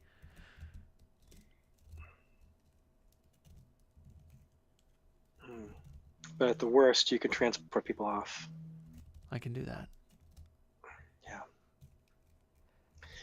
If we leave Mom behind, she can be pretty. She can handle a lot, but that means we're a little bit under strength going in. Gunner raises his hand. Once we ram into them, I'm useless here. We won't have any weapons anyway. Take me with you. All right. All right. Thanks, Gunner. Grub, what about you? Grub sort of shrugs for a hot minute. He's just like, all right. I mean, if you want this baby to land something resembling good, you're going to want to leave me on board. Rurik, no offense, but I felt this. I know this bird inside and out. I can get her down flat if you leave me here. And Rurik responds simply, you know what? I can't deny the pipsqueak. He's right.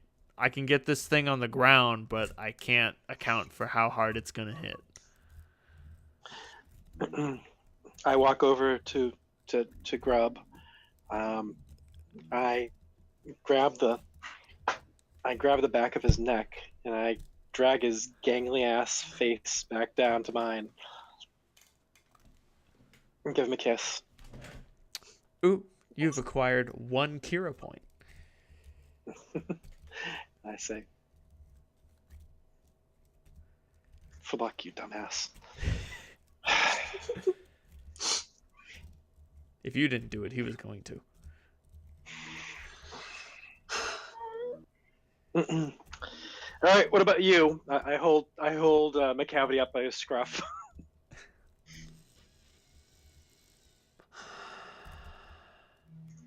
Now, I'm sure there's going to be some good shit to steal over there. Now, it may be a little bit difficult getting it out. Like, you're playing to his sense of greed, and he just closes his eyes and nods frantically, like, yeah, there will be. There's gonna be so many shinies. I can't say no to the shinies. Wonderful. All right. I do give him a little kiss on his nose too. I guess you deserve some luck too. Oh.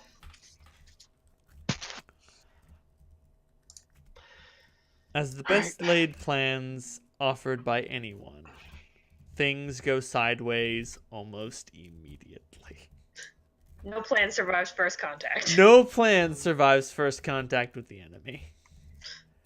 And after your ass got destroyed,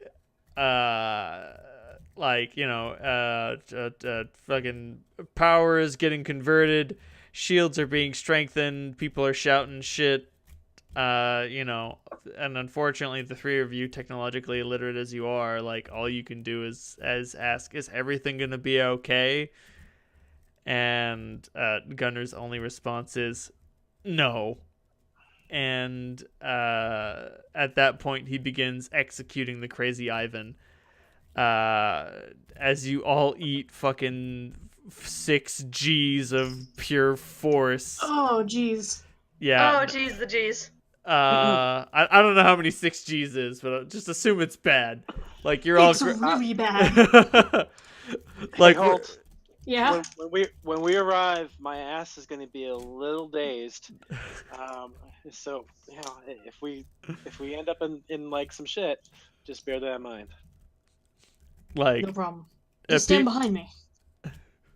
I don't know if I'm going to be able to. You're going to have to go in front of me. Holt, what is the strongest muscle? Your heart? The heart is the strongest muscle. But yeah, no, like, Gunner's got to execute this. I'm sorry, Grub has to execute this a little prematurely, and like he covers his mouth to keep his air in his lungs, as you guys go from flying alongside the Earth to rapidly attempting to escape it. So I'm trying to assess: does my mother need to stay on the ship in order for the ship to have a decent chance of surviving this? she can't help the ship from surviving. She can only help the crew to survive. Right. And she will be vital in its defense because she is far and above the most powerful character that you haven't brought with you.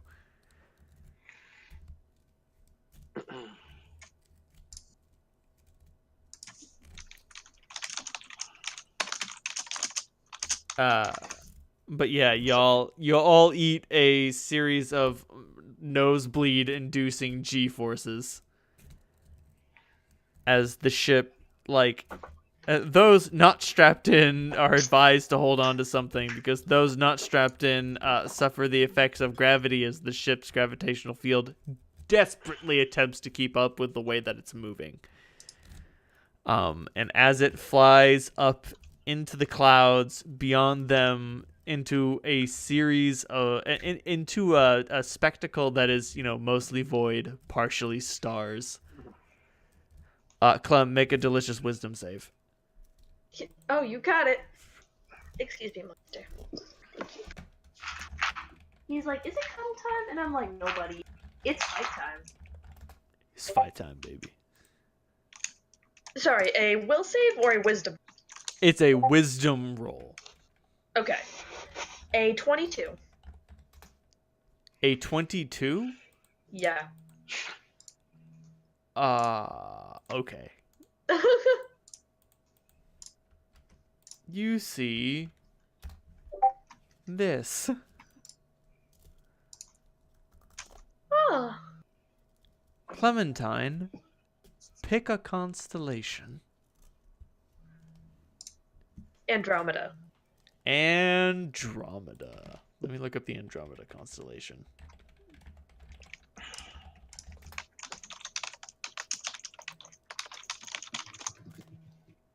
Oh, snap. Sweet. Ooh. Got it. You are infused with the Chained Woman. You are the being on Septemport who has gotten the closest to it. And she is glad to see you. At any point in which you are dealing with a woman, you can invoke the Chains of Andromeda. And they'll help. In any particular way? I mean, Yes. She's the Chained Woman for a reason. Obviously, her effects will be more effective against the weak and less effective against the strong. But just if you throw the power of Andromeda at Selena, it's gonna slow her down a little bit. Cool.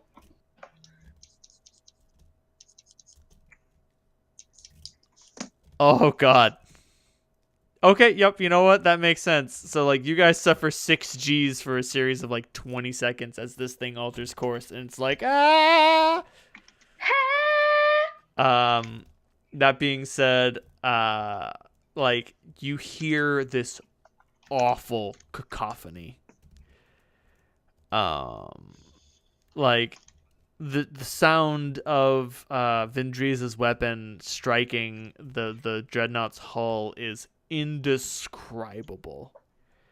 Screeching blasts, shearing heat, razor novas lighting up the sky, the likes of which the District 2 citizens haven't seen in decades. And you all recognize this is the final battle that chosen ships will make over the blasted lands. And when it happens, Gunner bellows, "That's our signal." And that's when he and Grub killed just about everything. And as your ship is headed straight up, it sort of loses that velocity, tips over, and like a fish heads straight down. And as it does so, Rurik and Grub fucking punch it. And when they do, let me find my delicious Worf gif.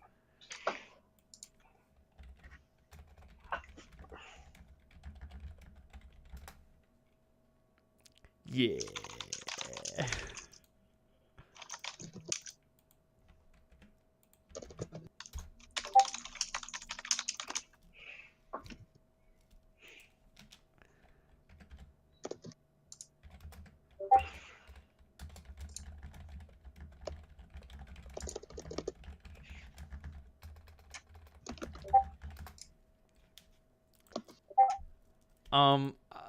Salandra has also describes Salandra has prepared for ramming speed. Clementine, Holt, how do you guys prepare for ramming speed? The only thing I can think of is to grab onto a part of the ship and brace. Holt, make a delicious strength check. Awesome. I can do that. That'll be a 19, 25, 22. Holt, will this line hold? This line will never break. Damn straight. Clementine, what do you do to grab hold of something? I would transform. Ooh, a delicious transformation. So Clementine would know more science than Pidge would. That's fair. She would probably become you'd want to become like an insect, right? An insect is actually pretty good because it can't suffer damage because of its small size. It can't generate enough wind resistance and velocity to reach terminal velocity. Yeah. So like if air elementals would be pretty much immune to it too, right? That's also true. That's an even better one if you want to use one of your elemental shapes. Grab onto something. I can just have those when I want. Yeah, I just get those. Grab hold of something. Why bother? You become as the air itself. G-force. I'm the G-force. I am a motherfucking G. Like a G6. Like a G6. Sipping scissor. Actually, you're such a huge elemental at this point. You could probably keep everybody safe. That's true. I can become I think I can become colossal now. Like a giant airbag for the ship. Poof. Yeah, Clem envelops the crew. You envelop the bridge, and you supply them all with precious oxygen and prevent them from being tempest-tossed as your ship gets fucking bushwhacked by gravity. And, have you ever been stationary and punched the engine as hard as you can? Yeah. Mm-hmm. It's some wild fucking shit. And similarly, this is some pretty fucking wild shit. And Grubs. I have felt 4 G's before. That's the most amount of G's I've felt. At this point, we're reaching upward of 7. Shit's getting rough, but hey, you guys have an oxygen supply. And hey, half of your crew doesn't need oxygen, am I right? I'm looking at you, Zoltan. I'm looking at you, Sarush. But Grub's skin crackles with electricity as he for a moment he and the ship become one, and the weapons hum to life, surging, screeching, as the ship enters a corkscrew dive, firing all available salvos. Keep firing. Fire until the weapons explode. Who cares? And you guys see on the Dreadnought this Gunner, where's our target spell? He gives you a series. What are you going for? near the bridge, but probably not right in the middle of the fucking bridge itself. I mean, there's surprise, but then there's walking into a hornet's nest. Let me lend my mind to yours, and I'll be able to guide you there.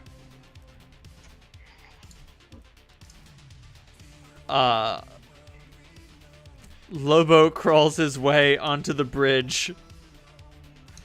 And like, because of the nature of the state the ship is in right now, like, he is hanging on to the door, crawling under. Oh God! Yes! Fire the Death Blossom. No, that comes later. So when he enters the atmosphere that's created by Clementine's presence, he is able to join you all appropriately. And after your Corsair fires its salvo of blasts, like, very much like everything in Doskius' life, the Dreadnought was so proud. It was the pride of the Imperial Chosen Armada. And your ship, through a series of like fuckery, trickery, just bastardry and general like fuckery, have been able to overcome his ship entirely. You turn his engines into liquid shit. There's nothing left back there except for the screams of the dying. And it's at that point, Salandra, you use Clementine's body as a medium to connect everyone who's a part of the spell. And Gunnar provides you with more succinct mental instruction than his words could ever tell.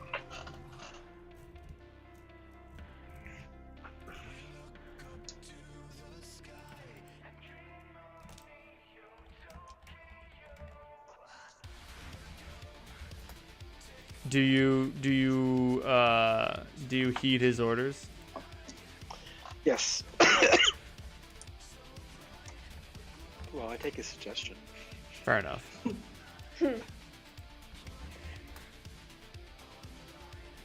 Orders, Salandra, don't go well. They don't go well. It doesn't mix. Oh, damn it. I can't find a gif of it. There's an anime called The Big O, where the main character, Roger, has a giant fighting robot that has a gigantic weapon salvo. And, you know, an intelligent man would fire the missiles and lasers responsibly, but Roger, on the other hand, generally loses his temper and just smashes all of the buttons on the console, which makes his giant fighting robot fire a fuck ton of goddamn missiles and lasers and shit all at once. Anyway, couldn't find a gift of it, so thank you, Cap. Fire everything! Oh, you said everything. Salandra, Clementine, Holt, Lobo, and Gunnar all appear. Oh, and McCavity. All appear on the enemy's ship at the entrance to the enemy bridge. Things are in bad condition. Like every good spaceship, everything is sparking, and all the lights are the lights are out except for a dull red thrumming klaxon-esque light. Emergency lighting, presumably. Would you say it's like extremely bad right now? Oh my God! Fucking halt with the save! Holy shit! Yes, that's it.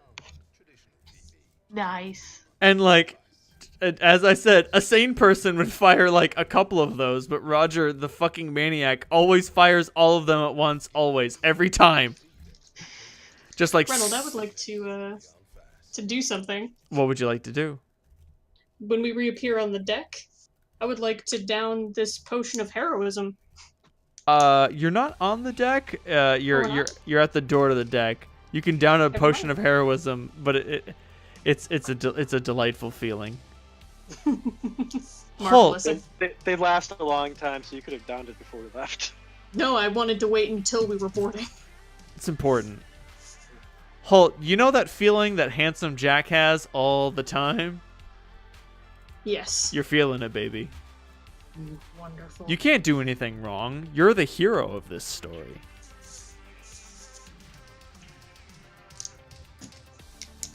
Salandra's holding her head and like, fuck. You okay, Sal? You good? Yeah, this fucking dimension door's pain. Alright. Especially after everything you've experienced.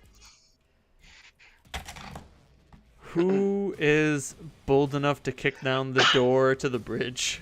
I would like to summon an Elder Purple Worm to kick down the door to the bridge. The Elder Purple Worm is way too fucking big to be in this goddamn ship. Yeah, it will crush us. Understandable. I will not do this though. I hate to be like, no, you can't, but like, It's the equivalent of the Ant-Man Thanos fight. Yeah. Too I big. would like to kick down the door.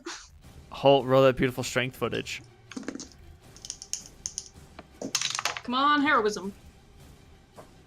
That will be a 19. A 19.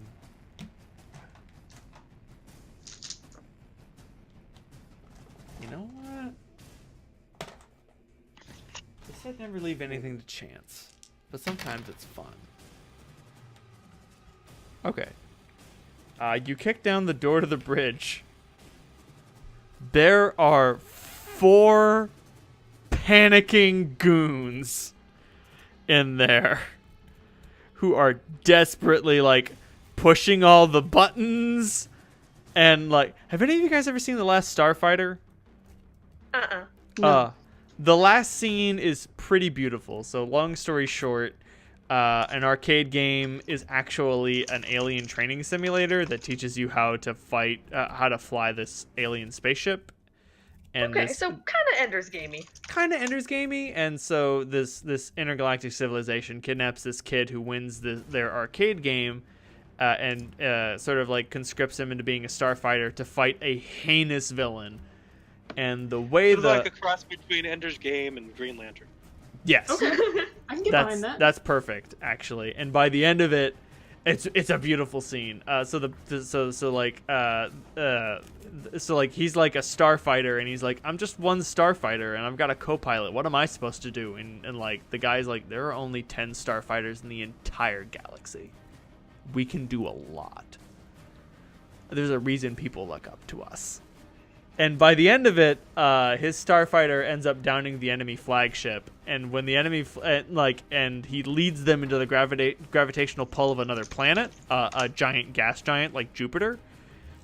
And the bad guy is on the bridge, and he's like, status report. And like the engineer is like, there's a problem with the engine, and the enemy captain is like, compensate, and he's like, we can't. And he's like, find a workaround. And like they just keep going back and forth between like all of the things that are wrong with his ship after the good guy totally fucked it up. And it ends with the captain guy exhausts all of his possibilities. He's like, compensate for that, work for that, unleash stabilizers, fire aft weapons. And he's like, he does everything he possibly can to try to escape the gravitational pull of this gas giant. And like after he pulls every single trick you can possibly get to at any sort of velocity to try to escape the gravitational pull, like his first mate just asks, "Sir, what do we do?" And he just says, "We die." Oh, it occurs to me I haven't seen that movie while you guys were alive. And like that's kind of what these people are going through right now. You can hear Doskius's voice over the radio barking orders. It's like, compensate, overcome this, deploy stabilizers, fire aft weapons, and they're like, weapons unavailable. And What just, do you mean weapons unavailable? What do you mean weapons unavailable? It's like, there's nothing's working. And like something explodes, and one of the crew members gets a face full of like terrible sparks, and his armor like is scorched red with heat. And someone at the bridge is like, "Sir, what do we do? Advise." And he just says, "Try to crash with grace."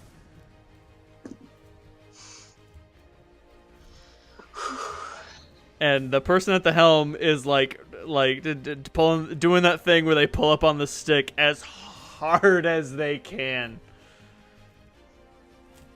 Just like, God damn it, you bitch, listen to me. And this ship, you are all currently aware that this ship has got no fucking engines. You blew that shit the fuck up. It's a miracle that you guys are currently experiencing localized gravity. That being Exactly, said, Paige. bring me Thanos.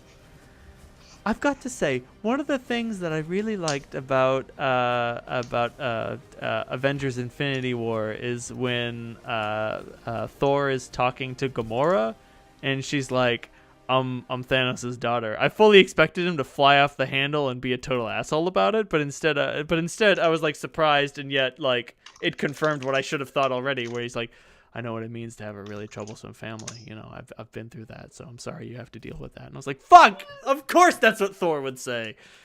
That's why Thor's my favorite. That's why Thor is your favorite. That being said, it's time to roll initiative, unless you guys run away from the bridge. Oh, fuck no. Does the hero of the story run? That's true. The hero Did I of the miss story something? doesn't run. That being said, I only got a 14 on initiative. Oh. That's okay. I did worse. This dice is going in jail. It's going in gay baby jail. Yep. Right in the box.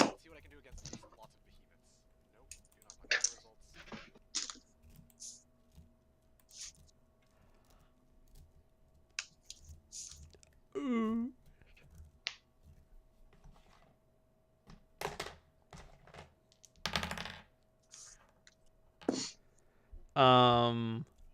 Ooh. You guys get to see something you ain't never seen before. Oh boy. You guys haven't seen Lobo fight yet. Oh, that's true. That's true. And he actually rolls first on initiative. And Holt, you realize how Lobo fights. Dirty. He is the dirtiest, filthiest orc you've ever met. His weapon of choice is a great axe because orcs, am I right? Predictable. Some stereotypes just work. Some stereotypes just work. But instead of like going in there with a giant chop, he runs in there, pulls a pump fake with a giant chop, and jabs his opponent in the throat with the axe. What a bitch. Like it's not a powerful blow, but like I don't know if you've ever been karate chopped in the throat. Yes. Ugh, it sucks. Sorry. Not you, actually. Oh. Like, it doesn't really matter how gentle the karate chop to the throat is. It will leave you gasping for breath. And he hits this chosen guy in his suit of armor in the throat, and he's left sputtering and coughing. Moving on to Salandra. I will the lead chosen, the one who's been doing most of the talking.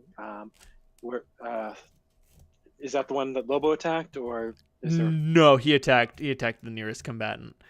Someone who appears to be operating some sort of console. Lobo doesn't understand it. You recognize Lobo doesn't understand it. He just sees enemies and is like, "Hey, I fuck up enemies. Is what I do."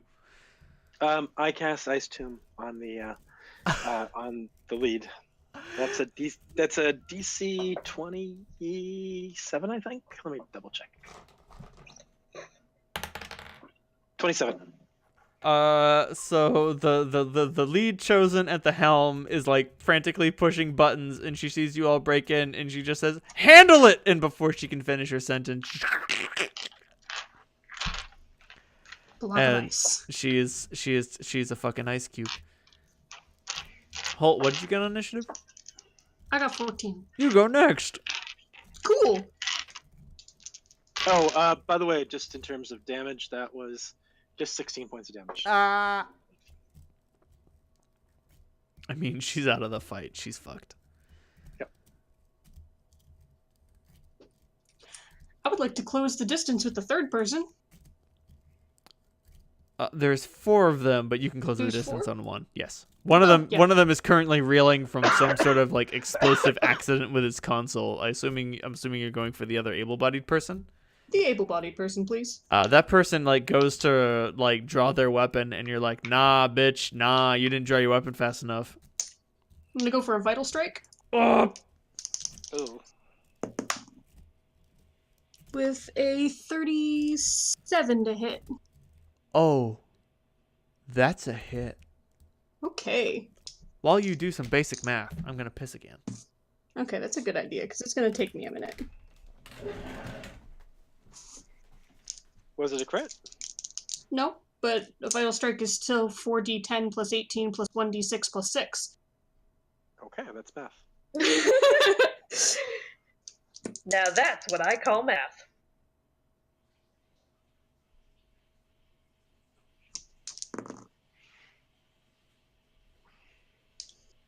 Okay, there's that. Plus 18. Plus 6.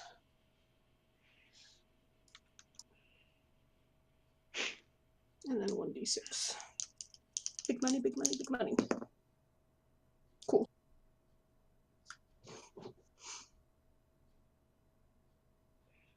Ice Tomb is so fun. It certainly is useful. Yeah, it wouldn't be the most effective thing to cast in you. It's a fortitude save, but these guys don't have terribly high fortitude saves. How much damage do you do? 49 points of slashing damage and 2 points of unholy damage. This poor motherfucker. You skewer him. Like, before he can even draw his weapon, your blade is through his torso, and some blood comes out of the bottom of his helmet. As, like, if you could look at his eyes, you could only see how confused he was. I sort of visualize Vital Strike as being the equivalent of like a can opener, you know, sort of like all the important bits just sort of spill out. Well, Vital Strike Depends. in my ideation of it is more so like an attack, a wild attack is like I don't even know what I'm doing, I'm swinging a sword. A trained attack is like I'm swinging my sword, you know, maybe it'll hit, maybe it won't. A Vital Strike is like you take a moment, you concentrate, you focus, you put everything you've got into this one blow, and you either make it count or you disappoint yourself. It's high risk, high reward. Yep. Have If you you ever think you can one-shot something, then that's what you use. Have you ever missed a Vital Strike before? Yes. It's the It's at your full bab. It's at your full bab, but you can still miss, and if you do, it's the saddest thing on the fucking planet. You look at all of your D10s, and just like the distance between you and them becomes infinite as they just draw away from your grasp. Anyway, I killed this guy. this guy's fucking toast. Next goes Spark Guard, who pulls something off of his belt and throws it in Holt's general direction. Holt, make a reflex boy. save. I would love to. Thank you, heroism. Hey! 18. Hey! You take half damage. Yay!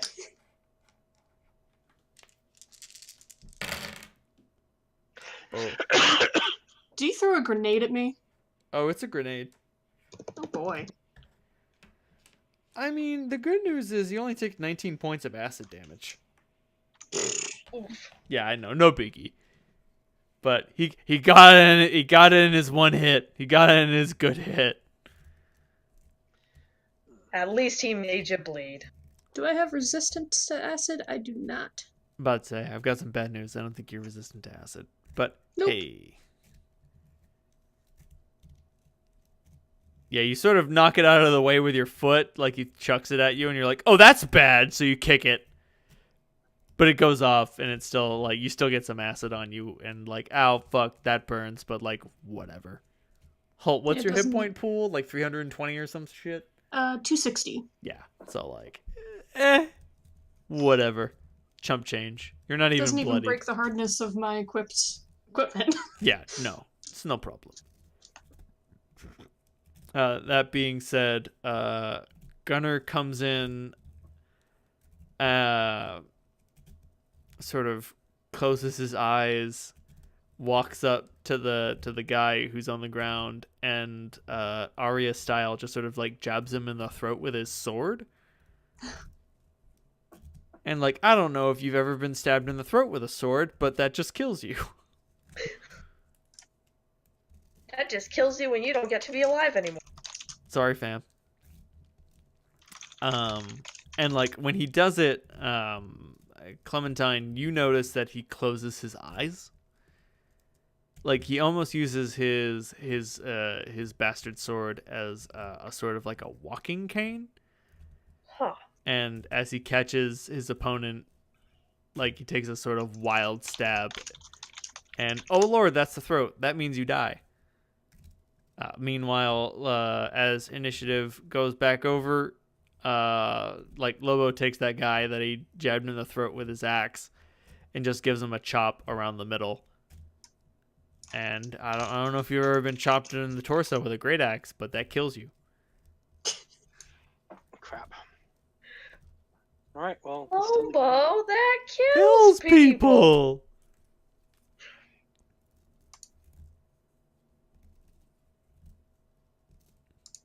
Gunner responds, "It would have been too easy if they were all here anyway." We need to talk to the one that I imprisoned. Then I think the others are all dead, right? Yes. The other three are all deceased. But if you want to try melting the tomb to interrogate the last one, I think I can just end it, can I? yes, you can dismiss it at will. All right. So I'm gonna release her. Holt, do you want to do the honors? Actually, I think Holt and Lobo, this might be a little overkill, but what the fuck? Holt, Lobo, you guys play bad cop, worse cop. Well, you're gonna tell us what we want to know. Holt, roll that beautiful intimidation footage and I tell me. would Actually, love to. do we hear the comms? Do we hear Daskius's voice talking anywhere? You know what? That's fair. Daskius' report comes over the comms. It just says, "Report, officer! Report, damn it!" We can just smash that console, I think. Got it. You smashed the shit out of that console. It is sufficiently smashed. Oh, Lord. Jesus. Lobo only provides a +6, but when you're providing a +6 to a 42, that comes out to a 48. And at a 50 level of Intimidate, you can make a god nervous. Not scared, but nervous. Nervous. But be like, they're just crazy enough to do that. I'm not sure I want to call that bluff. Do I Salandra, call that bluff? Salandra will throw in her Intimidate, too. Oh, Lord. That's the mix. Can I assist as well? And Clem just stands behind people so she doesn't crack. I'll throw my 34 in there. You throw 34, that's another +6 for a total of a 54. Holt, you wrap your hands around the throat of this woman officer. What do you want to ask her?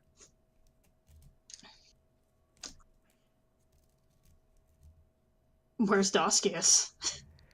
Ooh.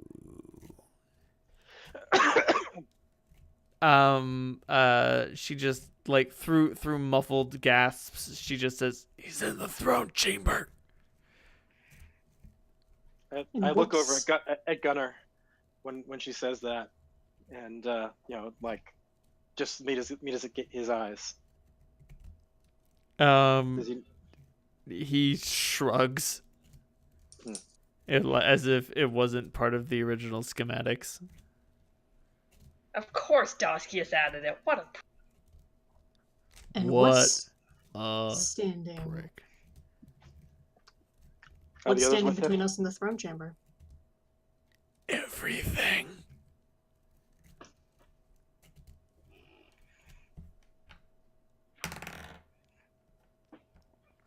She tries to reach for one of the grenades at her belt. Lopo makes it so that doesn't happen. Thanks. Sorry, you brought a fantastic tool for the job. We did. I love Lobo. I keep thinking, hey, what if I throw this dirty trick at them? But then my immediate thought is, he's already seen it. He's one of the few. He's an old, bold orc. He's an old, bold orc. He's seen the dirty tricks. Every single godforsaken one. Just like, aha, I'm close to the enemies. Now I'll pull my suicide tech. No, I've seen that before. What? Yeah, I've seen that before. I'll implement the killing joke. Seen it. I know the punchline. I know the setup and the punchline. We're good. Are the others with him? No. Well, Selena. What about the other two? She sort of shrugs.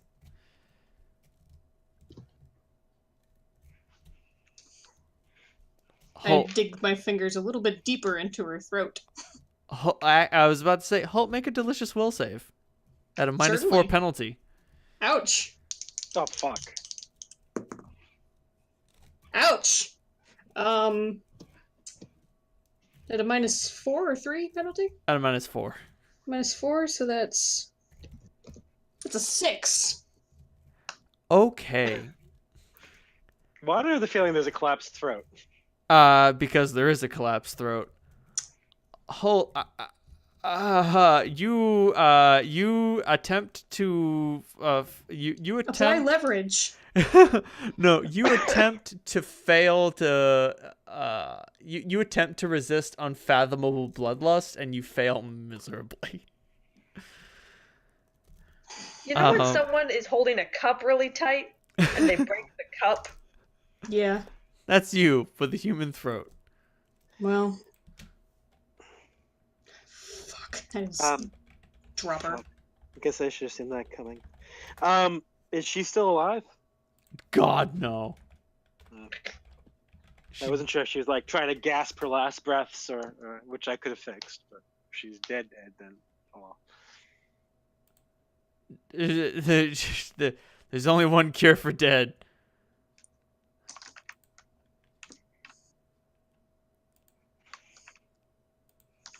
Alright, well, we have an idea where Doskius is. Let's go towards where they're shooting. I have to define interrogation for you at some point. You are consumed by murderous thoughts as you prepare to embark on a killing spree to end all of... Oh, for fuck's sake, you start thinking about dog things again. Why do bones have to be so delicious and enticing? If I had a fucking clue where this throne room was, I could get us there, but... This is a fucking city. How big is the dreadnought anyway? It's pretty big. It's like... I mean, is it more than like 100 yards long? No. Is it football field size? It's about football field size. Actually, a little bit bigger. Yeah. Is a Means big ship. it's either towards the bridge or towards the center. Well, this is the fucking bridge, and she said everything was between us and there, so... An aircraft carrier length is about 1,092 feet. So, yeah, you know what? It's a little bit longer than a football field. But literally just a little. Oh, fuck. Clem, one of us or the other should be wearing those things. You got it. Actually, I should take them. You might need to shapeshift. Okay. What things? Goggles. Goggles. Goggles. Fucking got 'em. Good idea.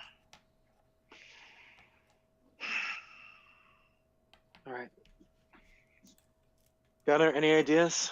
Like any big empty space where he could have his fucking vanity appeased?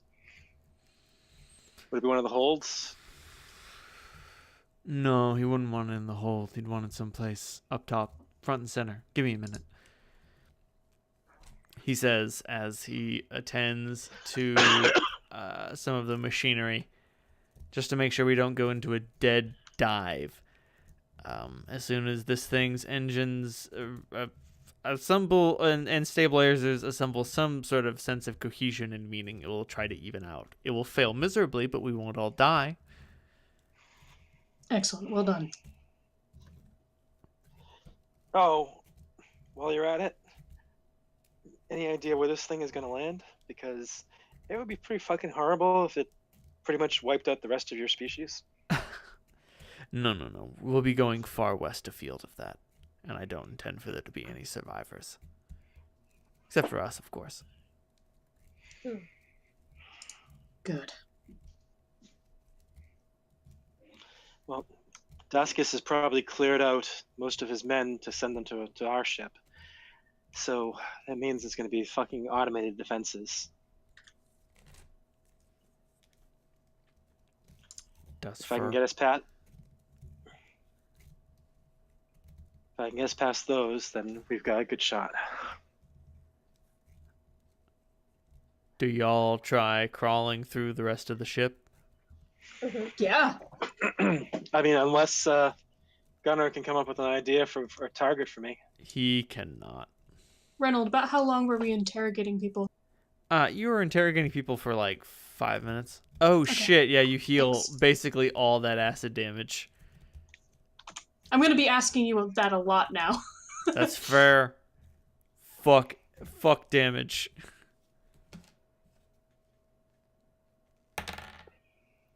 Ooh, noted. So, yeah, Solandra, you have no place to dimension door. Your best bet is to just sort of like head towards the center of the ship. Alright, I guess that's what we need to know.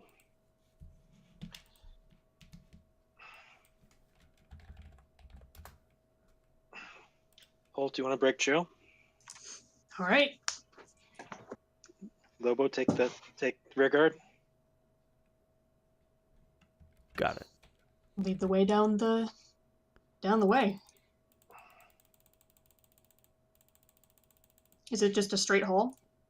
You can see that Solandra is annoyed by the fact that you're taking the lead, but she knows it's a better use of her talents to be kind of, in the second rank. So. You tell me if you spot anything with those fancy goggles, okay? Yeah, of course. You just be fucking careful. Oh, I'm always careful, Solandra. Fuck. Just remember there's stuff up here that can hurt even you. Gotcha. Holt, do you believe her? No. Heroism! I'm the hero of this story. Didn't you know? Holt seems incredibly confident even for his standards. All right, everyone. I'm going to need everyone to make a perception check. Certainly. Got it, babes.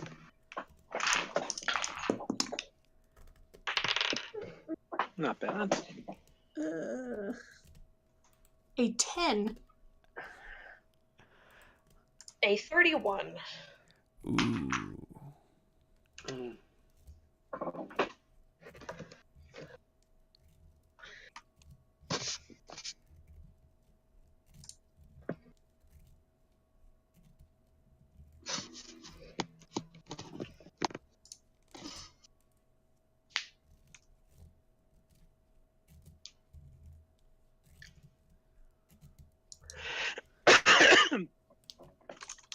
Ooh, good. And also true sight. True sight would help, but not right now. So as you guys are walking through the hallways and bridges of the Dreadnought, all of a sudden you hear some coughing coming from behind you, and you turn around, and Lobo has got black bile spilling out of his mouth. Oh, fuck. And you realize, oh, that's bad. Heal check. Roll that beautiful heal check. There we go.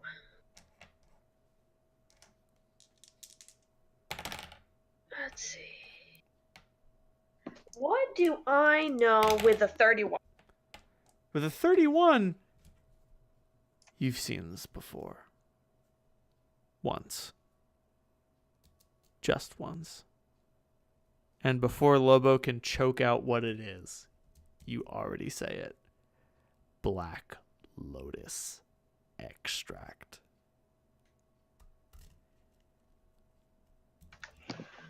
Clementine, I cannot begin to impress on you how dangerous Black Lotus extract poison is.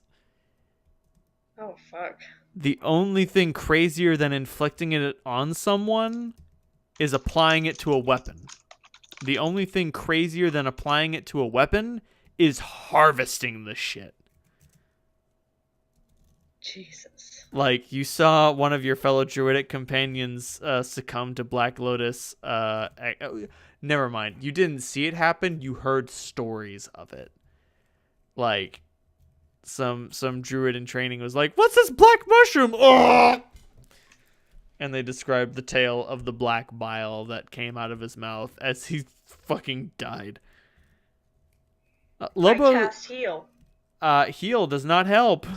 What? Heal heals hit point damage. This is poison. It also, heal enables you to channel positive energy in afflictions. It immediately ends any and all of the following adverse conditions affecting the target. Ability damage, blinded, confused, dazed, dazzled, deafened, diseased, exhausted, fatigued, feeble-minded, insanity, nauseated, poisoned, sickened, and stunned. I'm gonna have to hit heal with a Nerf bat. Heal cures hit points. You are the DM. You can roll a D1 and say that's just how I say it is, but there is no point to having the heal spell if it doesn't do any of that stuff. Yes, it does. It cures 200 hit points worth of damage. As a person with 200 hit points, I love that spell. Like, that's what heal is for. Like, heal canonically is supposed to heal like 150 hit points worth of damage. If you want to save someone from poison, that's what remove poison is for. If you want to remove disease, that's what remove disease is for. If you want to save someone from ability damage, that's what restoration is for. If you want to bring someone back to life, that's what reincarnation is for. Okay, I'm gonna give it to you, but I'm gonna my last point is it's a 7th level spell for a reason.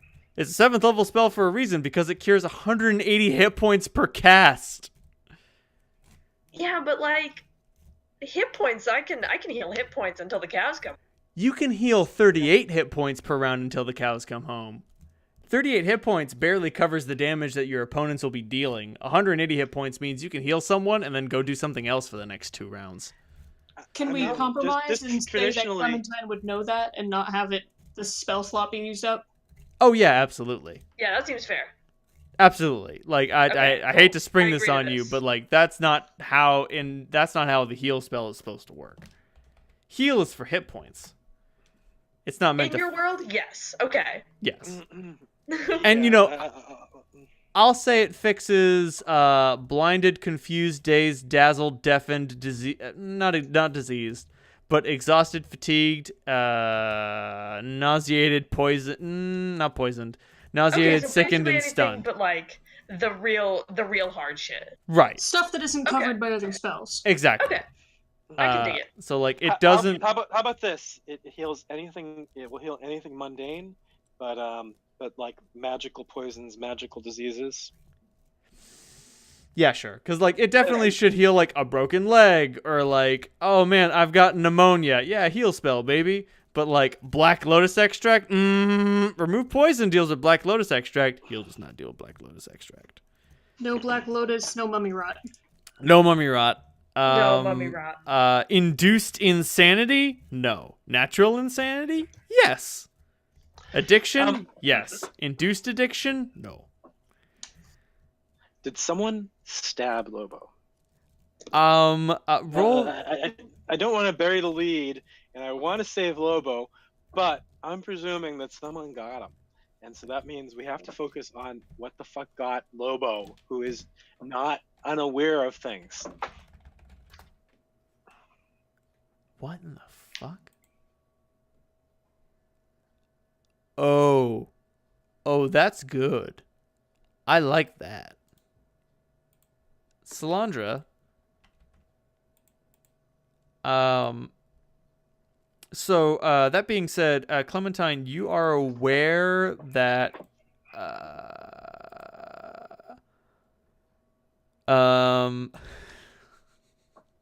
Lobo has 2 minutes to live. Okay. That being said, Salandra, you see the thing that has pierced his side, and it looks like this, and then it vanishes from sight.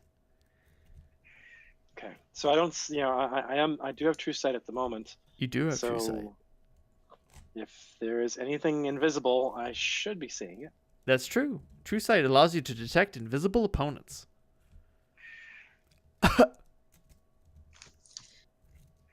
Oh shit, Lobo.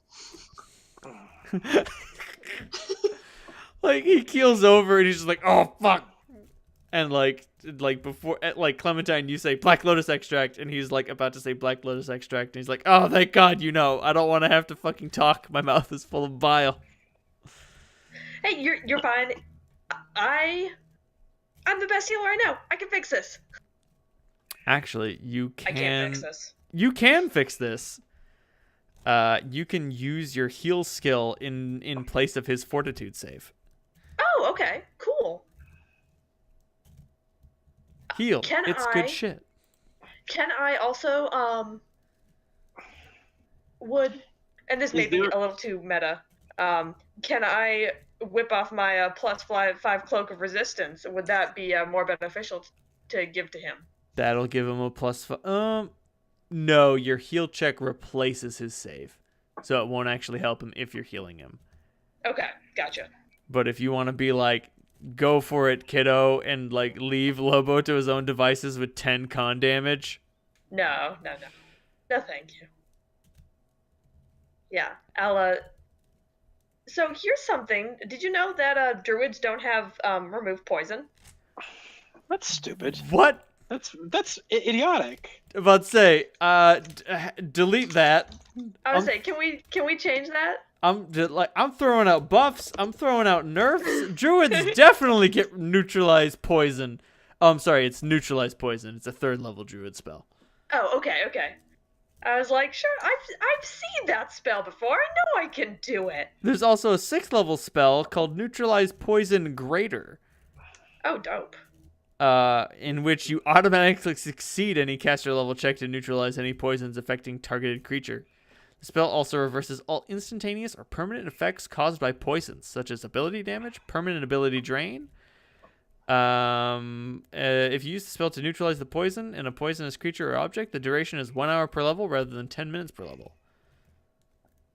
If the spell is cast on a creature, the creature can negate the effect by succeeding on a will saving throw. Oh, if it wants to remain poisoned, all you, kid. Have fun with that. Yeah, you have fun with that. Also, Yeah. Fuck that. This is neutralize poison, not delay poison. Delay poison is a different spell. So Delay poison's a mean spell. Delay poison can be a mean spell. So I'm going to say neutralize poison just makes the poison go away, because that's what it's fucking there for. And delay poison says, we'll pass that on. Drink an antitoxin. Drink it fast. That's future Lobo's problem. That's future Lobo's problem. And if you wish, considering I have suddenly thrust this upon you, you may swap out a 6th level spell for neutralize poison greater, or a 3rd level spell for neutralize poison if you want to make a caster level check against Black Lotus extract. No, thank you. I would like to swap out one of my 6 levels. Thank you. Sounds good, fam. That being said, Salandra, you kick out the true sight goggles and you start looking around, and you do not see have the them on. culprit. I was about to say, you got them on. You're looking around. You walk through this hallway. You do not see the culprit. McCavity, do you spot anything? He assumes humanoid form and just shakes his head and says, "No, I don't." That worries me. Spellcraft. Do I know what could have caused that dagger to disappear without it being invisible? You can. You have a high enough spellcraft to just know. The called enchantment would allow the wielder to return the weapon to their hand.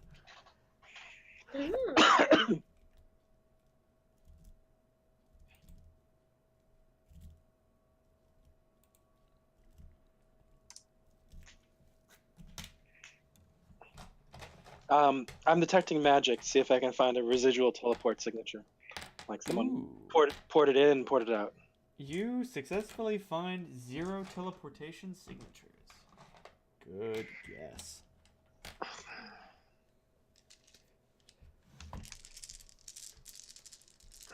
Did we spring a trap or something? I can't find any illusions, unless they can walk through walls. Clementine, you neutralize the poison that is racking through Lobo's body. He gives you a big thank you, and you succeed on your check. And you realize that there is a grievous wound in Lobo's side. Hey, still there. Approximately, oh lord, approximately 46 points of damage worth of grievous wound. Don't waste. I reach out. I'm still looking, but I reach out and touch Lobo and use regenerative sinew. Sounds good. How many hit points does he recover? That Total over time. is, yeah, over time it gives him essentially fast healing, 5 for 9 rounds. Oh yeah, he will cure all but 1 hit point worth of damage. But like, and also if he still has any ability score damage, it can heal for 4 points of ability score damage from any 2 ability scores. Nice. But like the big thing that comes to your mind is just, how did he not realize he had been attacked? Because Clementine, Black Lotus extract has a 1-minute release between contact and effect. And then it has a 2-minute reaction between effect and second effect. And like, you could explain a much lower The weapon thing must with be, just must be adrenaline. He didn't realize, but hey, everybody, maybe the knife was really sharp. Everybody spin around like fucking tops. Like, everyone looks around the... I was saying, can I roll a heal check to look over the group? You may, as it is closing.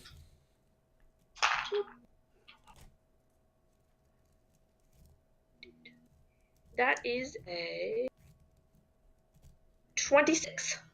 So, here's the thing. You had to follow the trail of blood coming out from underneath his armor to trace it. There's no hole in his armor. What the fuck? What makes a hole? What kills someone? What looks like a bullet but ain't a bullet? Energy weapon? Clementine, roll that beautiful knowledge arcane or spellcraft. Got it. If it's a brilliant weapon, it can go right through.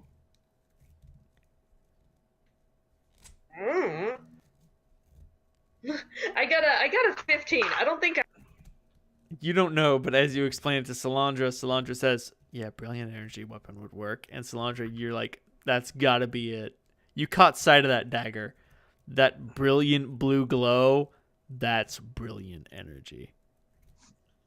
Fuck. You're dealing with armor. And you're thinking, poisoning a brilliant energy weapon? How do you even do that? That was actually what David was trying to figure out too.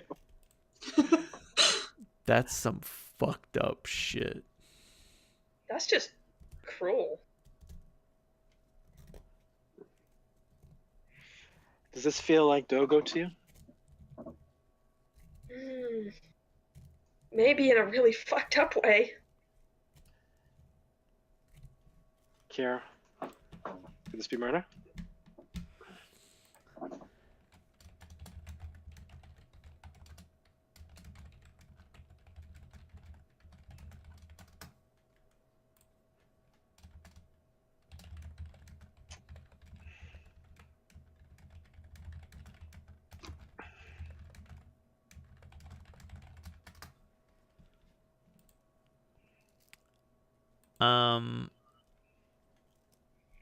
Fuck. Not Dogo. No, but it could be Minra. McCavity examines the wound real quick, and Gunnar and Lobo are like, "What? The cat's a guy? Yeah, fuck it, whatever." But McCavity examines it and remarks, "This is a technique I've been working on. Never got it quite down, but I called it the mosquito bite." Oh. Yeah, it delivers a wound, but it's so subtle you don't even notice it until you're already dead. That sounds like something Myrna's done before. She did it years ago with a needle.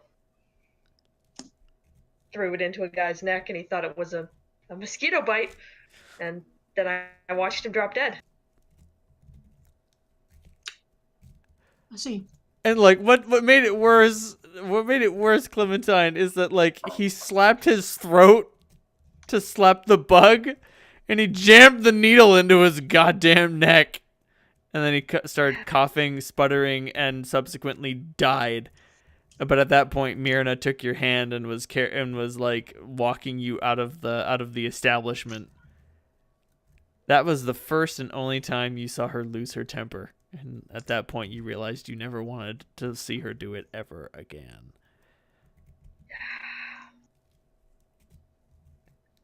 And I mean, doing it with a needle was hard then. Doing it with a dagger now, that's like a legendary. That's a legendary assassin feat.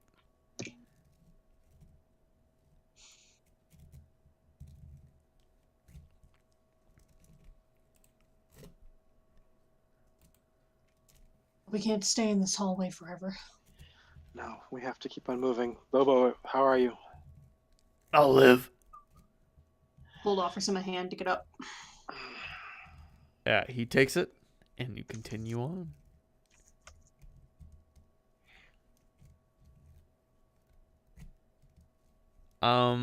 As you continue through the hall, you open up a door, which reveals a tiny masked figure.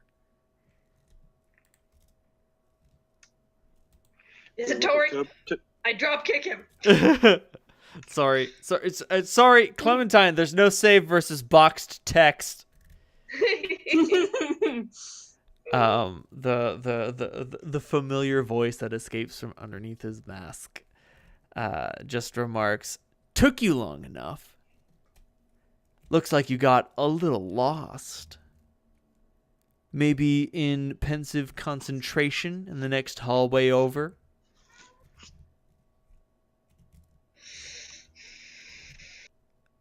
Now, did you say that he was just masked, or did you say that he was bound? Masked, not bound. Okay. The room that he's in is pretty big. And instead of Dogo's classical halberd, he has a magic rod. It's been a while, kid. Toby, what's your play here? My play is to buy us some time. Maybe talk some sense into you. Why don't you just get the fuck out of here? What do you have with these people? What can they give you at this point? You know that right now Daskius is going to sacrifice you at the blink of a tap. I mean, he would probably just do it for fun. He's as trustworthy as it's like if Mayor had as much power as he wanted to. It's not a matter of trust, Sal. It's a matter of requirement. The world is made up of incentives. He needs me. I'll get my wish, and I'll get whatever I want. You can't. There's nothing you can offer me that's worth more than that. Not even peace of mind. He doesn't need you. He needs one of us, you or me. And I'm less of an insufferable prick than you are. You're less of an insufferable prick, but you're also more self-righteous, which makes you, in his eyes, a liability.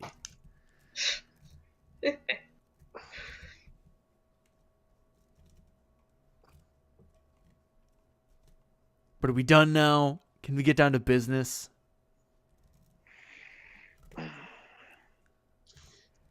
I'm looking for the thing he's distracting us from. Ooh, roll that beautiful perception footage. That's I think 34. Let me check.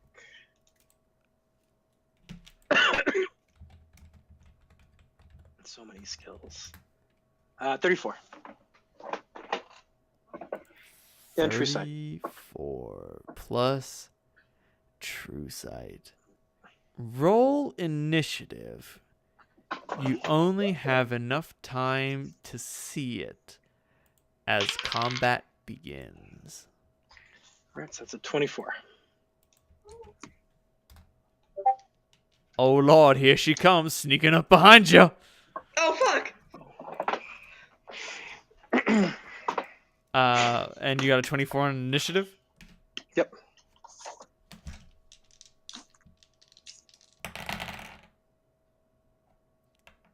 Okay. So Tori's gonna go first. The fuck? Oh, dear. He looks at you, holds up the rod, and Salandra, make a spellcraft roll because you've never seen this spell before.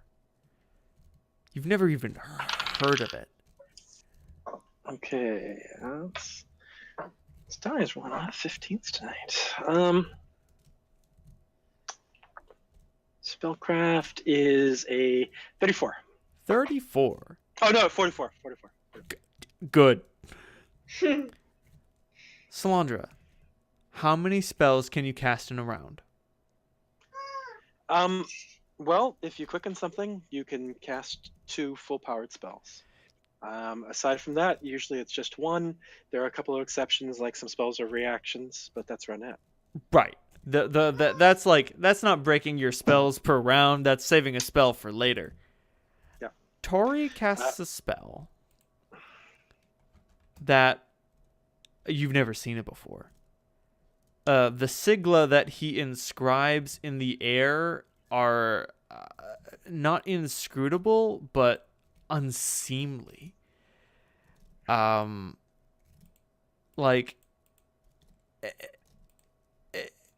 the sigla that he dances in the air with his hands are traced perfectly between the two of them.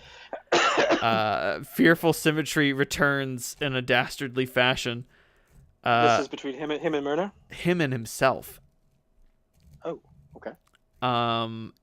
And as This is the Dogo thing. this is a very Dogo thing. As the voice escapes from underneath the mask, you can hear him say in 2 voices. One says, "I can't believe the power," and the other one says, "And to think I hesitated." But they speak in unison. And then he casts 2 additional spells. Oh boy. Oh, lordy. Lordy. All right, I'm checking something. Holt, do you have spell resistance? I don't think so. Okay. I have some bad news. Okay. You have been trapped in a maze. Oh fuck! The world around you swirls contorted into a... Hold on, just 1 second. I was researching something in terms of how counterspell works for dispel magic. If you want to dispel magic, you either have to delay your action or sort of like be prepared to dispel. Okay. So caster is cast. All right. So it doesn't say that you're actually using a reaction or anything for this. Nope. I don't really understand how it works. So all right. what you can do if you want to wait to counterspell, you tell me, I wait to counterspell. And there are 2 different ways you can counterspell. Either A, you can cast Dispel Magic, Greater Dispel Magic, or B, you can cast the spell that your subject is casting. If you're casting Dispel To, like, Magic, nullify it? yes. So if you cast Dispel Magic, you make a caster level check capped out at +10. If you make a greater Dispel Magic, you make a caster level check capped out at +20. If you are casting the spell that your opponent is casting, you don't roll, you just say no. Yep. If a level 500 wizard casts Magic Missile, and a level 1 wizard goes to counterspell it with Magic Missile, they just cancel each other out. Is that true? Hold true even in cases of meta magic? Yes. So if you cast a maximized, heightened, still silent fireball, and your opponent counters it with a plain old regular fireball, your fireball with all the bells and whistles turns into liquid shit. Right. That being said, Holt, things get worse. Cool. As the shifting images of oh my god. Yeah. As the shifting images coalesce from the ship that you were on, they turn into a strange city. And that's fine. Whatever. You've either been sent into a terrible illusion, or you've been transported someplace else. No problem. This place has geometry, you can calculate it. But as you begin to calculate the geometry, you realize that the city has cyclopean architecture. The angles don't make sense. You can't add up their lengths, and the more you run, the less distance you travel.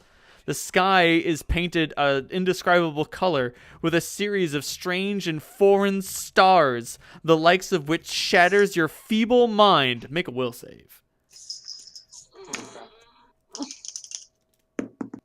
You can always roll a 20. Oh, fell off my desk. Shit. Simple math. Calculator. Help me. It's still not good, but... a 15. Okay. You take 6 points of wisdom damage as the terrible geometry of this wretched place works terrible wonders on your fractured mind. Meanwhile, Solandra,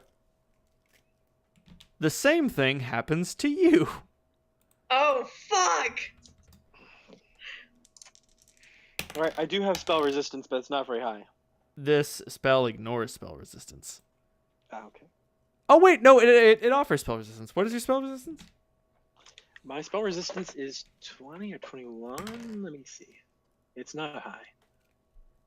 Hey, 20 or 21 heavy. means there's a chance of failure. I know. That's the reason why I mentioned it. Yeah, spell resistance 20. Unfortunately, Tori overcomes your spell resistance. That being Okay. said, the shifting images bring you only to a beautiful glade, a perfumed palace, a desert oasis. Make a will save. Oh, crap. Abilities. That is a 24. A 24. You Which quickly. is not a very good roll. It's good enough. Like you spit the poppies from your mind, and ignore the fancy the fanciful respite that this place offers you, realizing that it's clearly false, it's fake, it's not real, it doesn't matter. We need to keep going. And you push through it. That being said, Holt, Solandra, each of you make an intelligence check. Oh, boy. Uh-huh. Just Raw 20 plus intelligence. Uh-huh. 16. Holt, you are hopelessly lost. Oh. a 20. A 20. You know what, Solandra, you haven't found your way out, but you're working on it. Every maze has an entrance, and if it has an entrance, it has to have an exit. As you're wandering the terrible halls, you realize the spell that Tori cast that allowed him to cast additional spells. It's something that Aziz theorized, but declared it to be simply impossible. The spell that he would refer to would require the subject to divide his mind.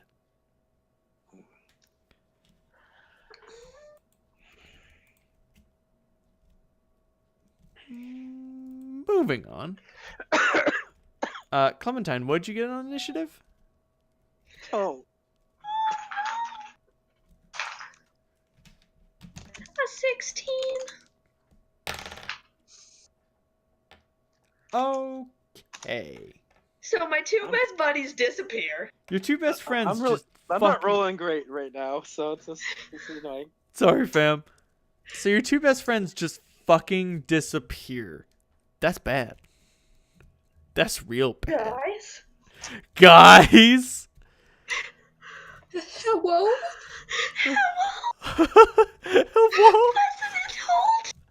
Hello? Is Clementine still an air elemental? No. No, I changed back. I had assumed you changed back because I figured I that, did, that would yeah, just yeah. make sense. I'm gonna duck out first. Just a second while you do something. That's fine. Holt, you're in an existential purgatory. Yeah, that figured. So I hope you picked up that finger of death spell. I would say Tori deserves it. about to say Tori's not the one that's getting it. oh heyo. So Gunnar looks at Lobo and Lobo looks at Gunnar and Lobo is like, I'm not fighting that crazy bitch. She already stabbed me once. And Gunnar is like, fine, I'll fight that crazy bitch. What's the odds of her stabbing me? And then Lobo charges and he's gonna rush Tori on his turn. But right now, Clementine, you're gonna go first. Then Lobo is gonna go. Then Myrna is gonna go, and then Holt and Solandra will try to escape the maze, and then it'll go back to Tori's turn. Okay. So I'm not looking forward to Tori's turn again. So I have a question. Shoot. So if I cast an evil spell, What evil spell do you want to cast? Death Clutch? Oh, shit. If you want to walk over and Kalima Myrna, I'm just saying, this spell will send you hurtling towards the path of evil. What if I do that, but I also drop some Andromedan chains on her? Okay, so number one, so like there's flirting with evil. Casting Death Clutch would be riding evil's 14-inch rod. It doesn't make you quite evil yet, but you are riding the fucking gigantic cock of evil. But if you want to throw Andromeda's chains on her, like, there's not a lot you can do about Andromeda's chains, man. The chained maiden can't break free. Do you send forth Andromeda's chains? I do. Okay. And I just say, shit. I am certain that Clem had a cute nickname for Myrna. Give me 2 shakes to see if I. Because I know she called you. I know she called you Kitten. Hers for Clem's was Kitten. Right, but I can't remember what yours was for her. Yeah, there was definitely one. But I'm not sure what.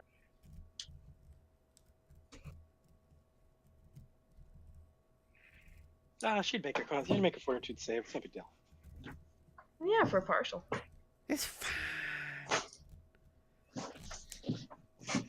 That's a nasty spell. It's a nasty fucking spell. I should know. One of these people here is kitted out with it. Kalima. Kalima.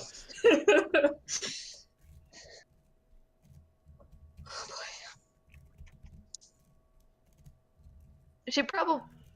So, Clem tosses these chains on her and just says, "Hey, sunshine, you miss me?" Desperately. Is the monotone voice that comes out from underneath the mask. And to think, I once had your heart. Death Clutch. Roll that beautiful Death Clutch footage. Oh my god. Let me. Well, I think you roll. It's a You fortitude roll. save. Right, Actually, yeah. you roll a fort save. Fort saves are gonna happen. What's the man. save DC? It is. Let's see. Congratulations. Sorry, I'm This is the single nastiest thing. 22. Oh shit! Here's a fun fact. Myrna had been worshipping Grots since session 1.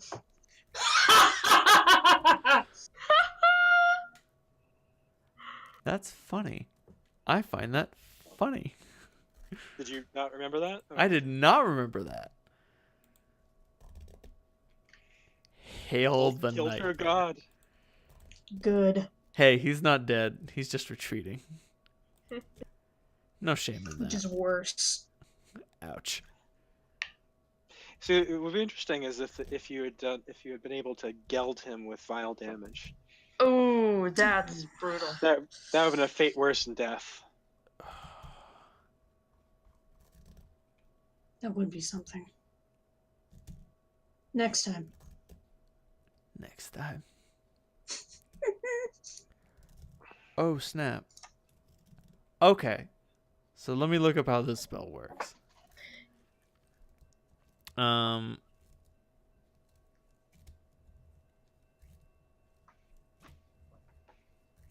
right. So, you throw the chains of Andromeda on her.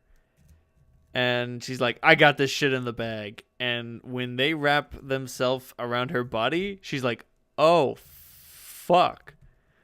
I can't break these cuffs. And you're like, you can't break those cuffs. And as she screeches, you pull her steel beating heart from her goddamn chest. And you can see through the eye holes in her mask that her eyes grow wide. But even as she sputters and coughs and blood goes spilling out from underneath the mask, and she writhes in your terrible clutch before she makes a sort of emergency recall, you realize something. Make a delicious wisdom roll to detect bitter irony. Does she have no heart? I got a 21. She was heartless in life. Do you think losing her heart will actually kill her? Oh, fuck. Kill? No. Grievously wound immediately? Very yes. So she pieces the fuck out. Hashtag got him. Clem drops the heart and immediately starts vomiting. I have some bad news. What's your alignment? Well, it was neutral good. It's neutral. I would just add one comment, is that if I recall correctly, Clementine is suffering from whisper withdrawal, which means that her emotional reactions are all muted. Exactly. That's true. So that might save her. I mean, I'm not sure if you feel anything. But say, as your alignment shifts towards true neutral, you realize, you know what? You're okay with this. You stare at the still beating heart. You stare at the still beating heart in your hand, and normally you would feel disgust, you would feel revulsion, you would feel terror after having committed such a terrible and heinous act. But staring at this terrible vital organ, you feel nothing. Huh. That's probably not good. I dropped the heart unceremoniously. Absolutely. It's an organ. You don't need that. As a matter of fact, you feel like it used to be so very important to you, but now you can't remember why. Oh well. It's just meat. It's just meat. On Gunner's turn, he runs up and skewers Tori in the fucking chest. What is Gunner anyway? Gunner is just a fighter. Oh.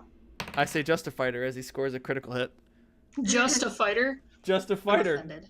I say as he scores a critical hit. Ah, shit, he didn't roll very well on damage. So, he skewers the poor boy. Quote unquote, poor boy. You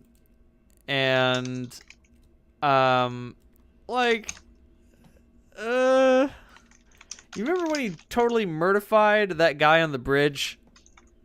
This is not that kind of skewer. This is I missed your vital this is a Tori looks at him and just remarks, "You missed my vital organs." And Gunner responds, "All of them?"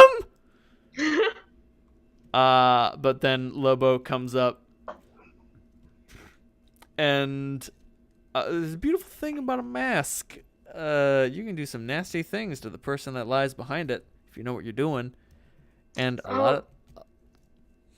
Blind spots. Line spots?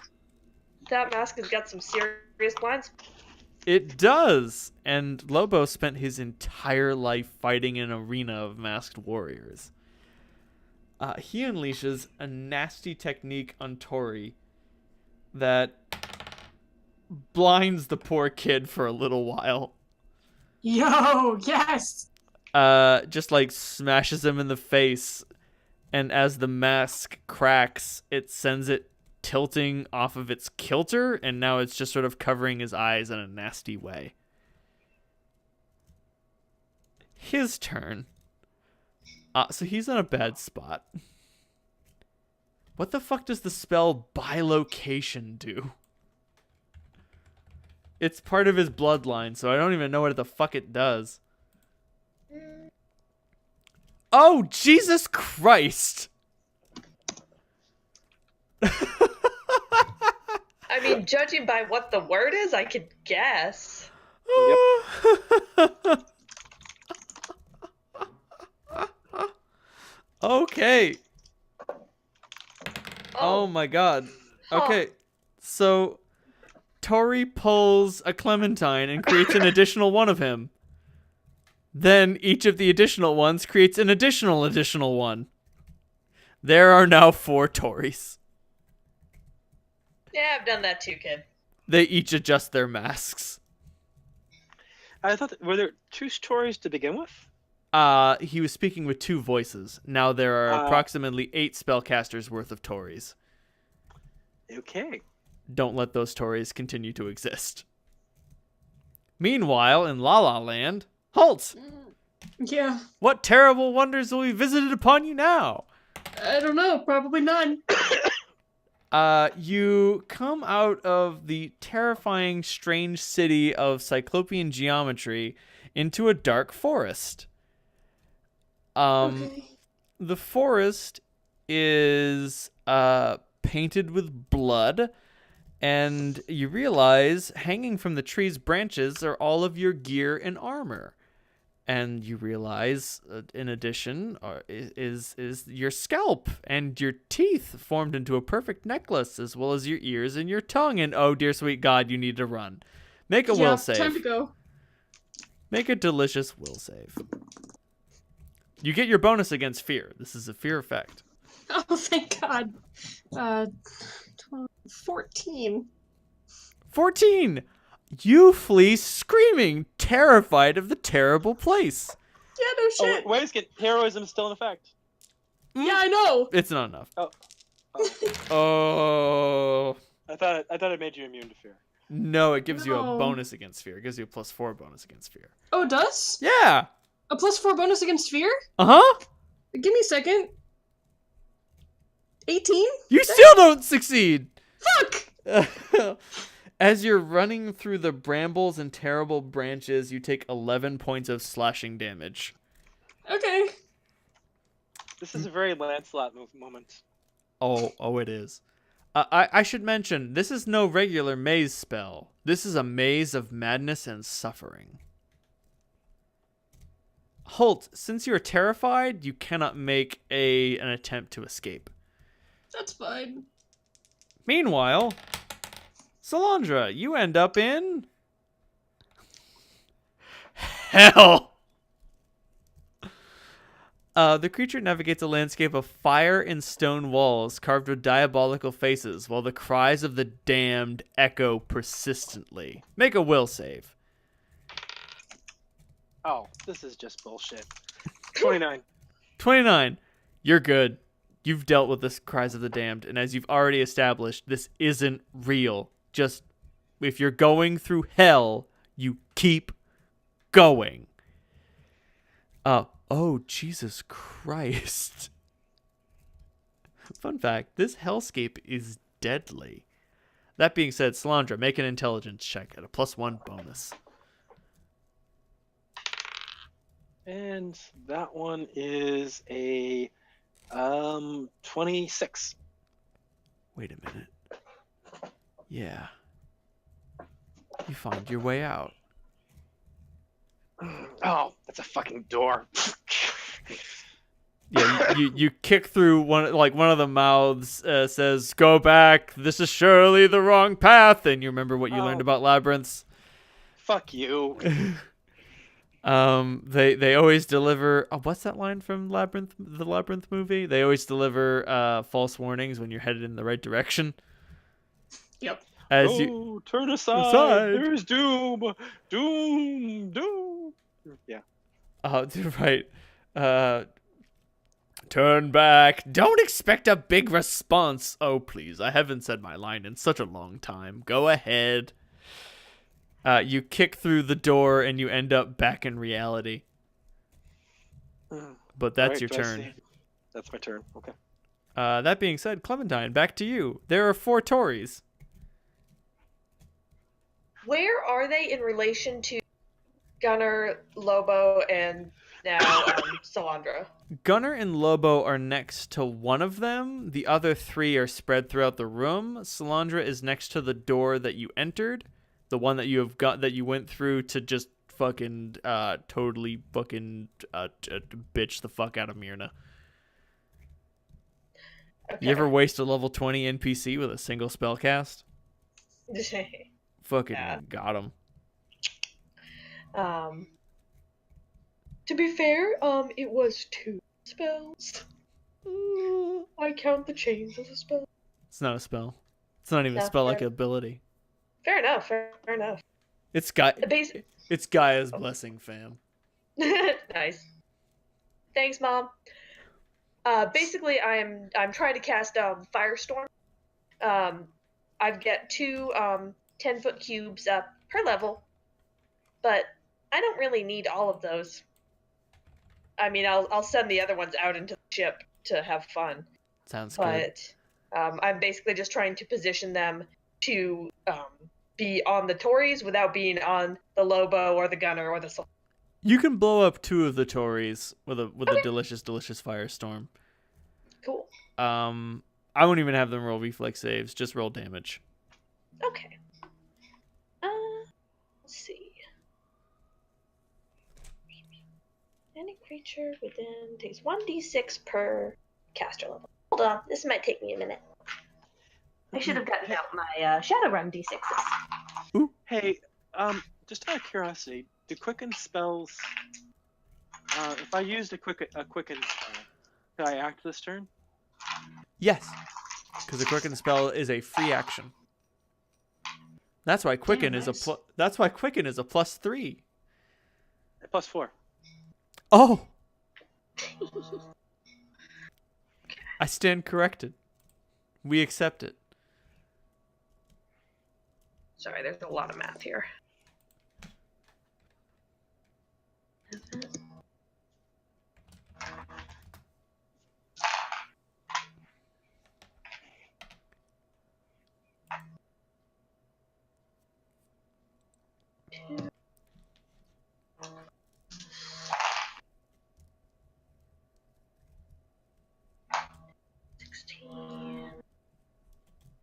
Oh, speaking of Royal Assassin, I figured out why Frumentari Vulpes doesn't kill you in Fallout New Vegas. Oh yeah? Fuck You're me, why? You're a courier. Frumentari never kill couriers because couriers are often Frumentari. Oh, fair enough. That's why he I can sends dig you it. to deliver the message. Whether or not you're working for the Legion, it's still poor form to kill a courier because you never know when they're secretly working for you. Fair. I dropped 62 points of damage on 2. Those two Tories fucking explode. Damn it. Damn it. Damn it.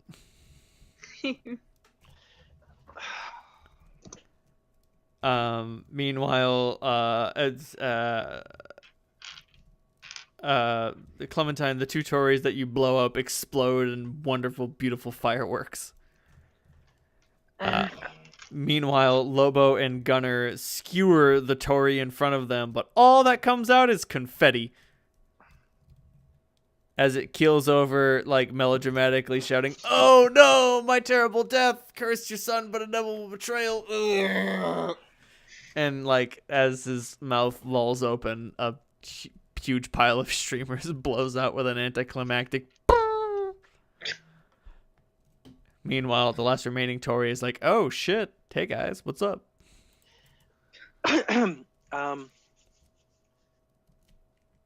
So he's at the top of initiative, right? It's now returns to him. Yes. I'm gonna quicken a. You can't quicken on someone else's turn. Oh, all right. I thought you were saying I could still quicken even though it was. Oh no, quicken means that on your turn you can cast a quicken spell and then you can move and then attack. Okay. And then if you attacked, you could still use spell combat. Yeah. So all right. I will wait for that then. That's what I was wondering if I could get a turn last round with the quicken.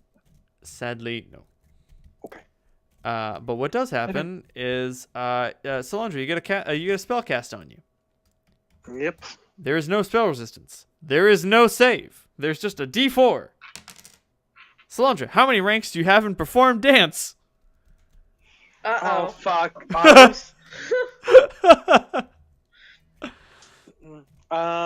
have Perform Dance is +10. I don't have that many ranks. Do you need the ranks or the bonus? Either, or just the total bonus. All right, total bonus is 10. You start cutting a fucking rug. I will tell you when you stop. Great. Can I do anything else? Only if it's part of a dance. Well, That's fortunate. the way I fight is called dervish dance. But say you can do dervish dance based abilities. All right, then I am going to. Oh, hold on. Did I say his turn was done? Oh, never mind.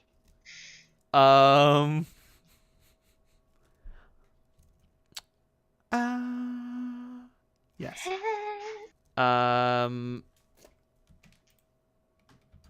Clementine, make a will save. Okay. Am I?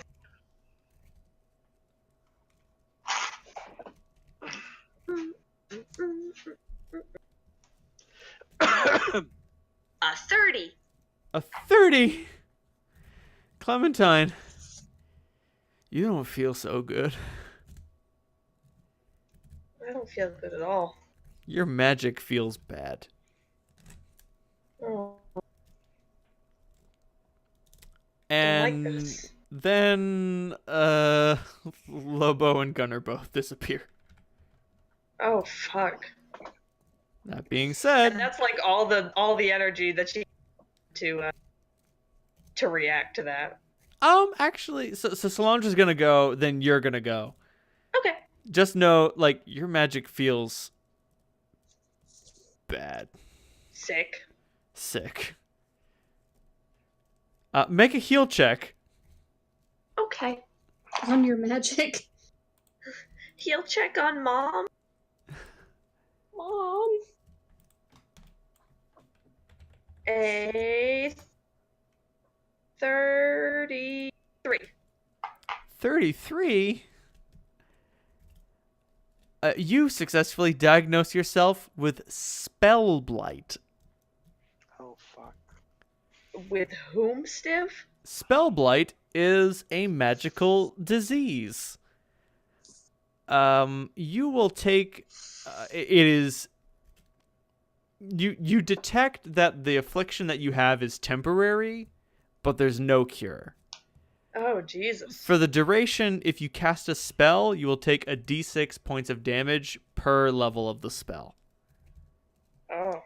You do not know how long the duration is. Oh.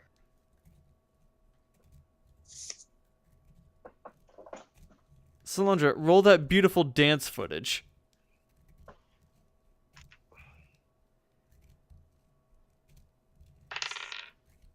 A 25. A 25. You can move and make a single attack. All right. I can't cast a spell through that attack, though, right? No. Spell strikes. Sorry. Didn't think so. Can I, as a free action, enchant Brother? You may. Okay. And Brother is now a Vorpal Scion Bane. Ooh!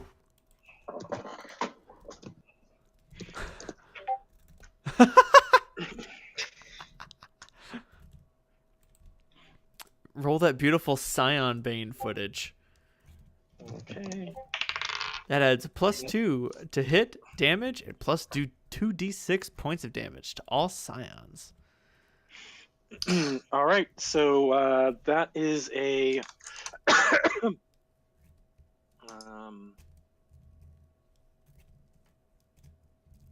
plus 20 plus 25.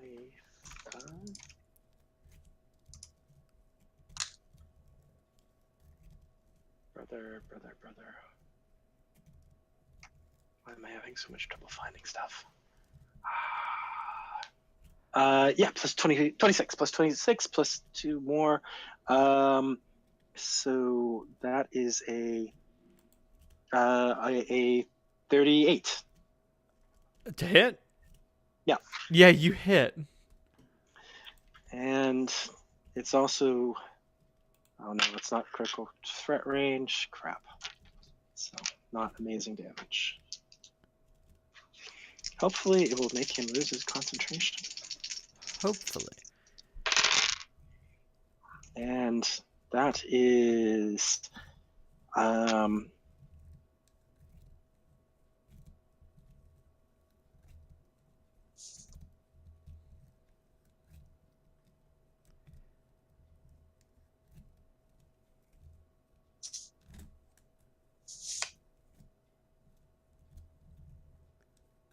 Oh, I love drawing on cardstock.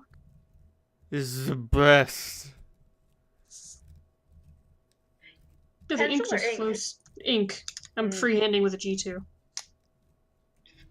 Baller. You absolute maniac. Roll.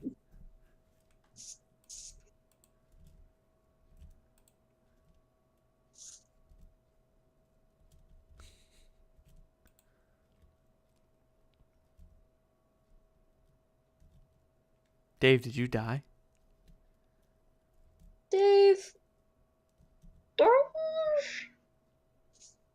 That's weird. It says he's talking, but he's not saying anything. Oh no, he must have gotten called by JJ in the middle. That would do it. Dave. hi, sorry. Hello. JJ had really, really good timing that time. Told ya. And the damage was Nice. all right. Yeah, so the damage was 27. Ugh.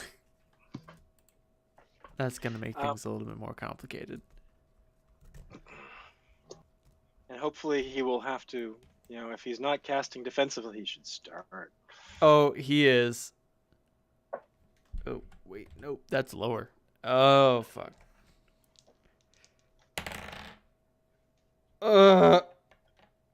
Please tell me he took combat casting. Good boy. Good boy. Good goddamn boy. Okay. Solandra, how many hit points do you have? That's not a question you want to hear. Let's see. I have these 165. I have some bad news. Mm-hmm. You can't see. Oh, just lovely. True sight doesn't help with that. No. Okay. True sight allows you to see things with your eyes. Your eyes don't work right now. Tori speaks a single syllable. It doesn't go in through your ears. It goes in through your eyes. And it's power ray blind. And it burns them right the fuck out.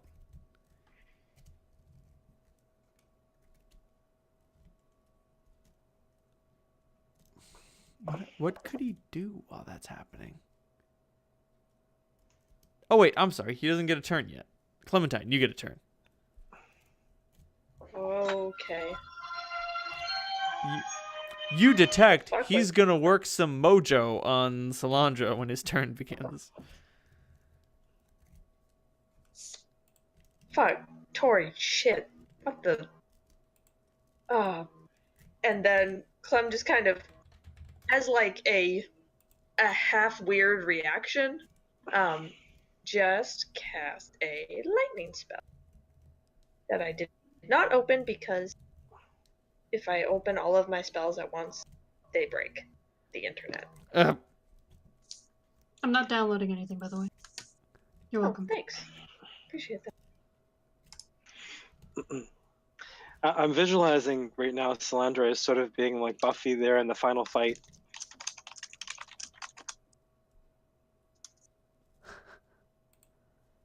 I still love that if a Minotaur is the subject of a maze spell, he escapes immediately. I love that. I love that too. Do I get a bonus because I have horns like a Minotaur? No. Okay. I know when Randall told me about that spell, I was like, if I transform into a Minotaur, And my only concern was Minotaurs are of the giant subspecies, so no, you can't turn into a Minotaur. And Clem casts Call Lightning Storm. It's a 5th level spell. You take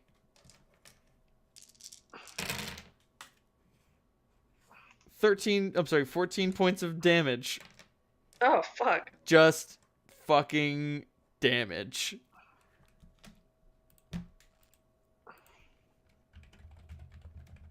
And Tori,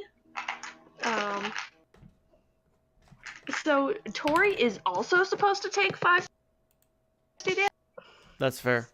And I would be willing to have him take the exact same amount of damage for symmetry reasons.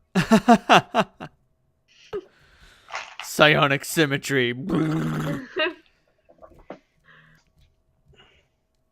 If you like this, we can go with that, or I can just roll. Roll it. Okay. My only concern is that you'll probably roll higher than he did. Probably not. It has terrible times rolling damage dice. Yeah. I rolled... You know what I rolled? What'd you roll? 14. Fucking God. It was meant to be. Well, instead of casting spells, something entirely different happens. Which let me look at his ability list. Ooh, spell focus, enchantment. Don't worry about that.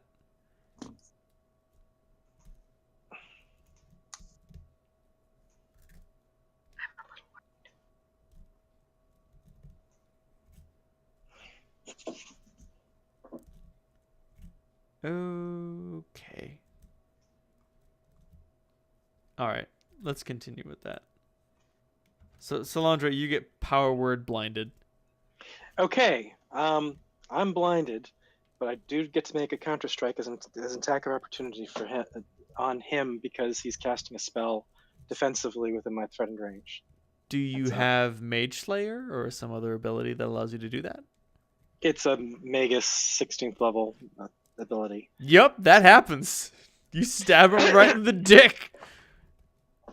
So,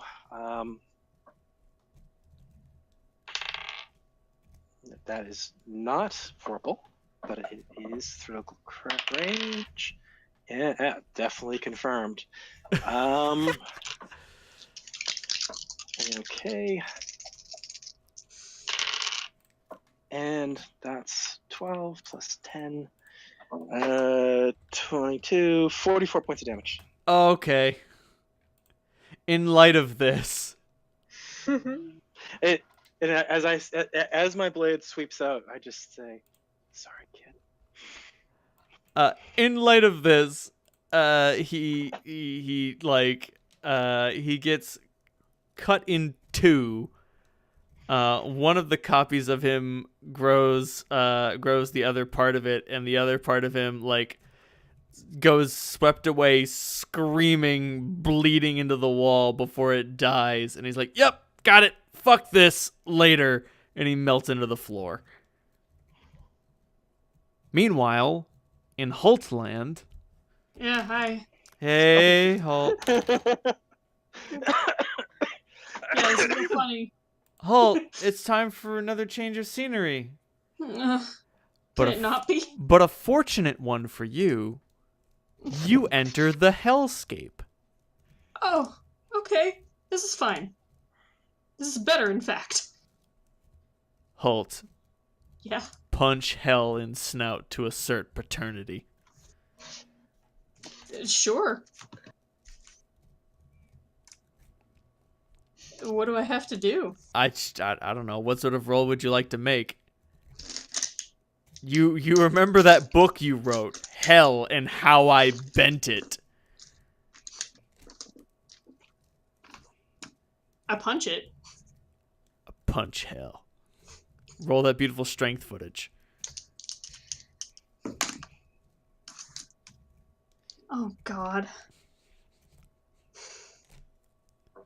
Reynold, Yes? Today is not my day, my friend.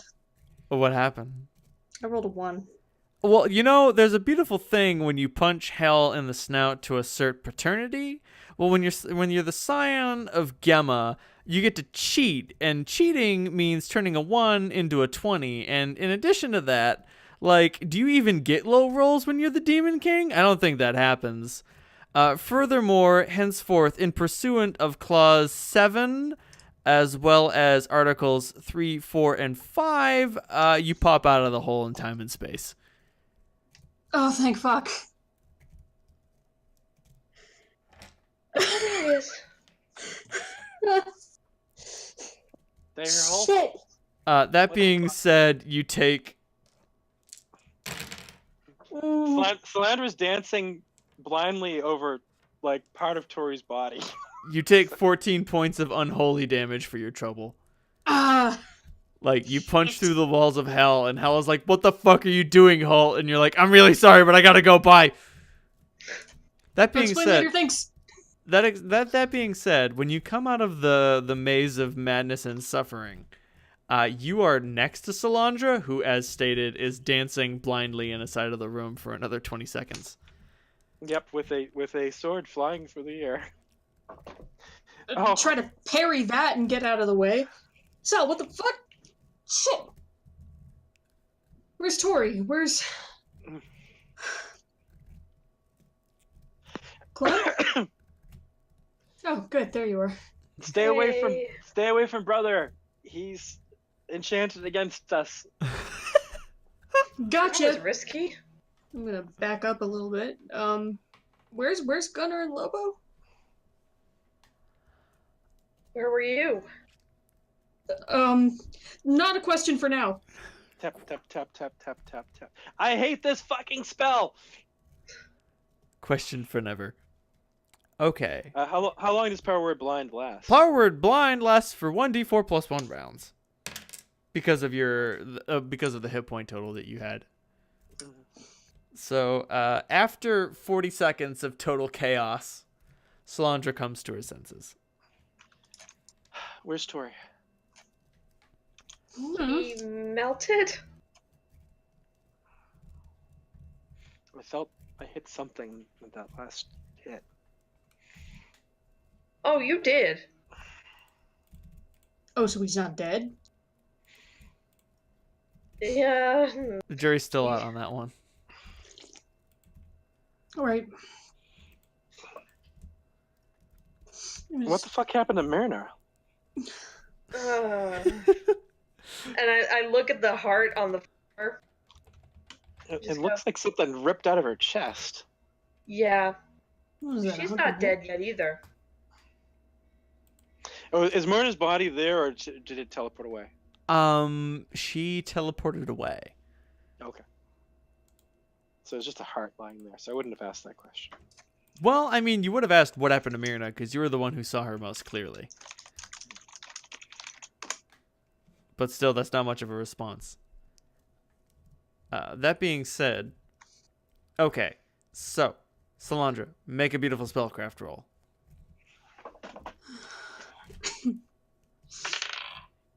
That's a 39. So I got some good news and I got some bad news. The good news is that Gunnar and Lobo are alive. The bad news is they're trapped in an extra-dimensional maze. The same one where Holt and I were trapped. You're not certain. It might be a lesser maze. It might be a maze of that caliber. But here's the big problem. The maze spell doesn't move with space and time. Uh-oh.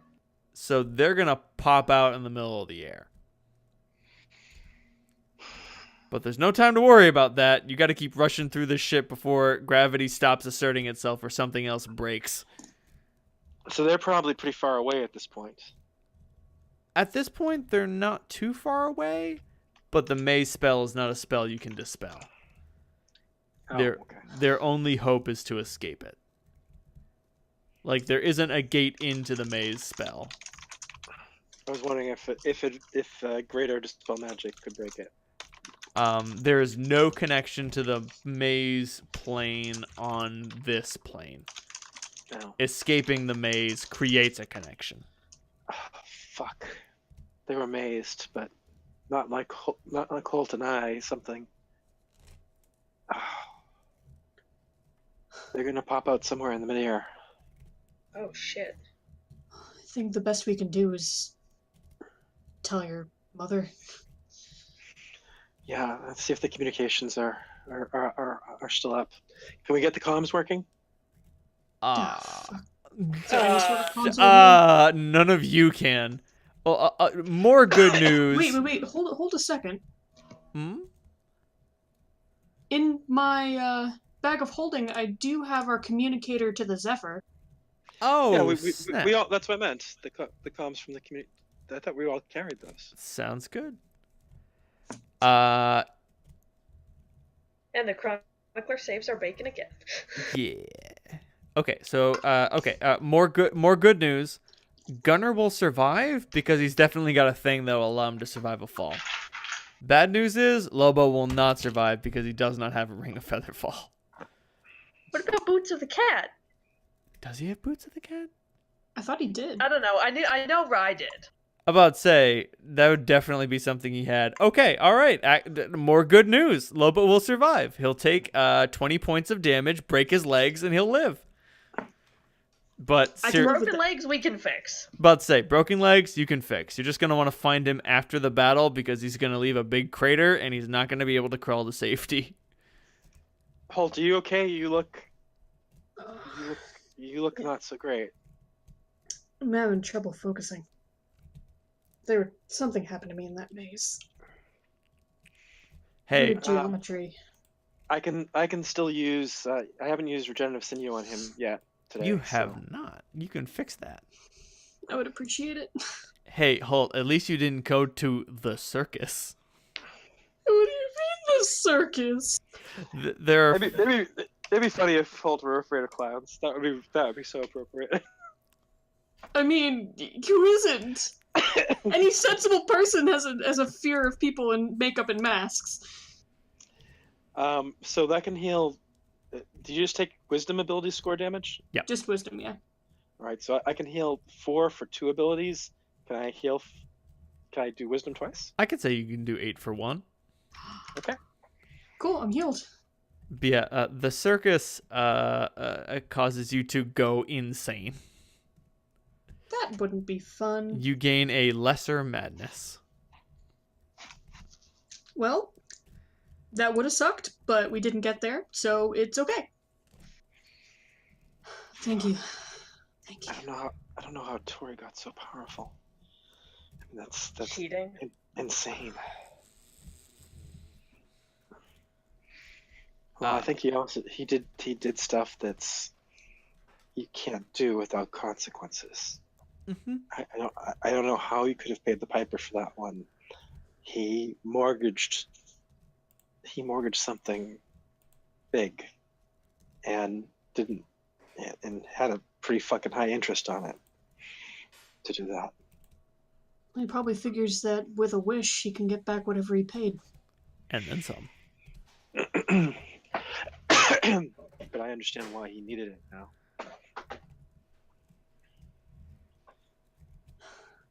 That would have backfired at him pretty fast.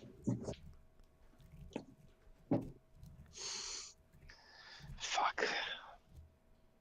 I'm gonna need a minute. Okay. Gloom? Uh-huh. Man, he wasn't such a fucking bad kid. What the fuck? Oh man, I want to kill fucking Vasquez. Solandra, make a beautiful intelligence roll. 23. Wait a minute. What was the name of the bandit king of District 2? Kern? No, that's that's the name of Cap my Bandit. boss in my game. My bad. You're talking about the guy Kendrick? Kendrick. Yeah. Wait a minute. Kendrick. Stark. Weapon smuggling. Tori. Tori's been working with Daskius all along. Ferrying weapons to Myrna, who fed them to Dugan, who used them in a revolution. How deep did his web go? There's been a whole invisible war cutting its way across Septemport, with Gunner's people fighting on one side, Daskius' people fighting on another, and the Dragon Emperor taking advantage of every disadvantage. Fuck. Oh, fuck.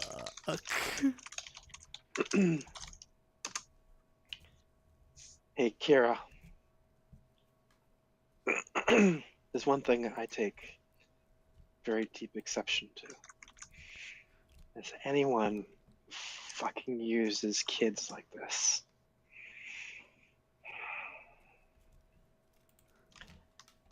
I think he is subject to your judgment. I think he has abandoned all hope of salvation.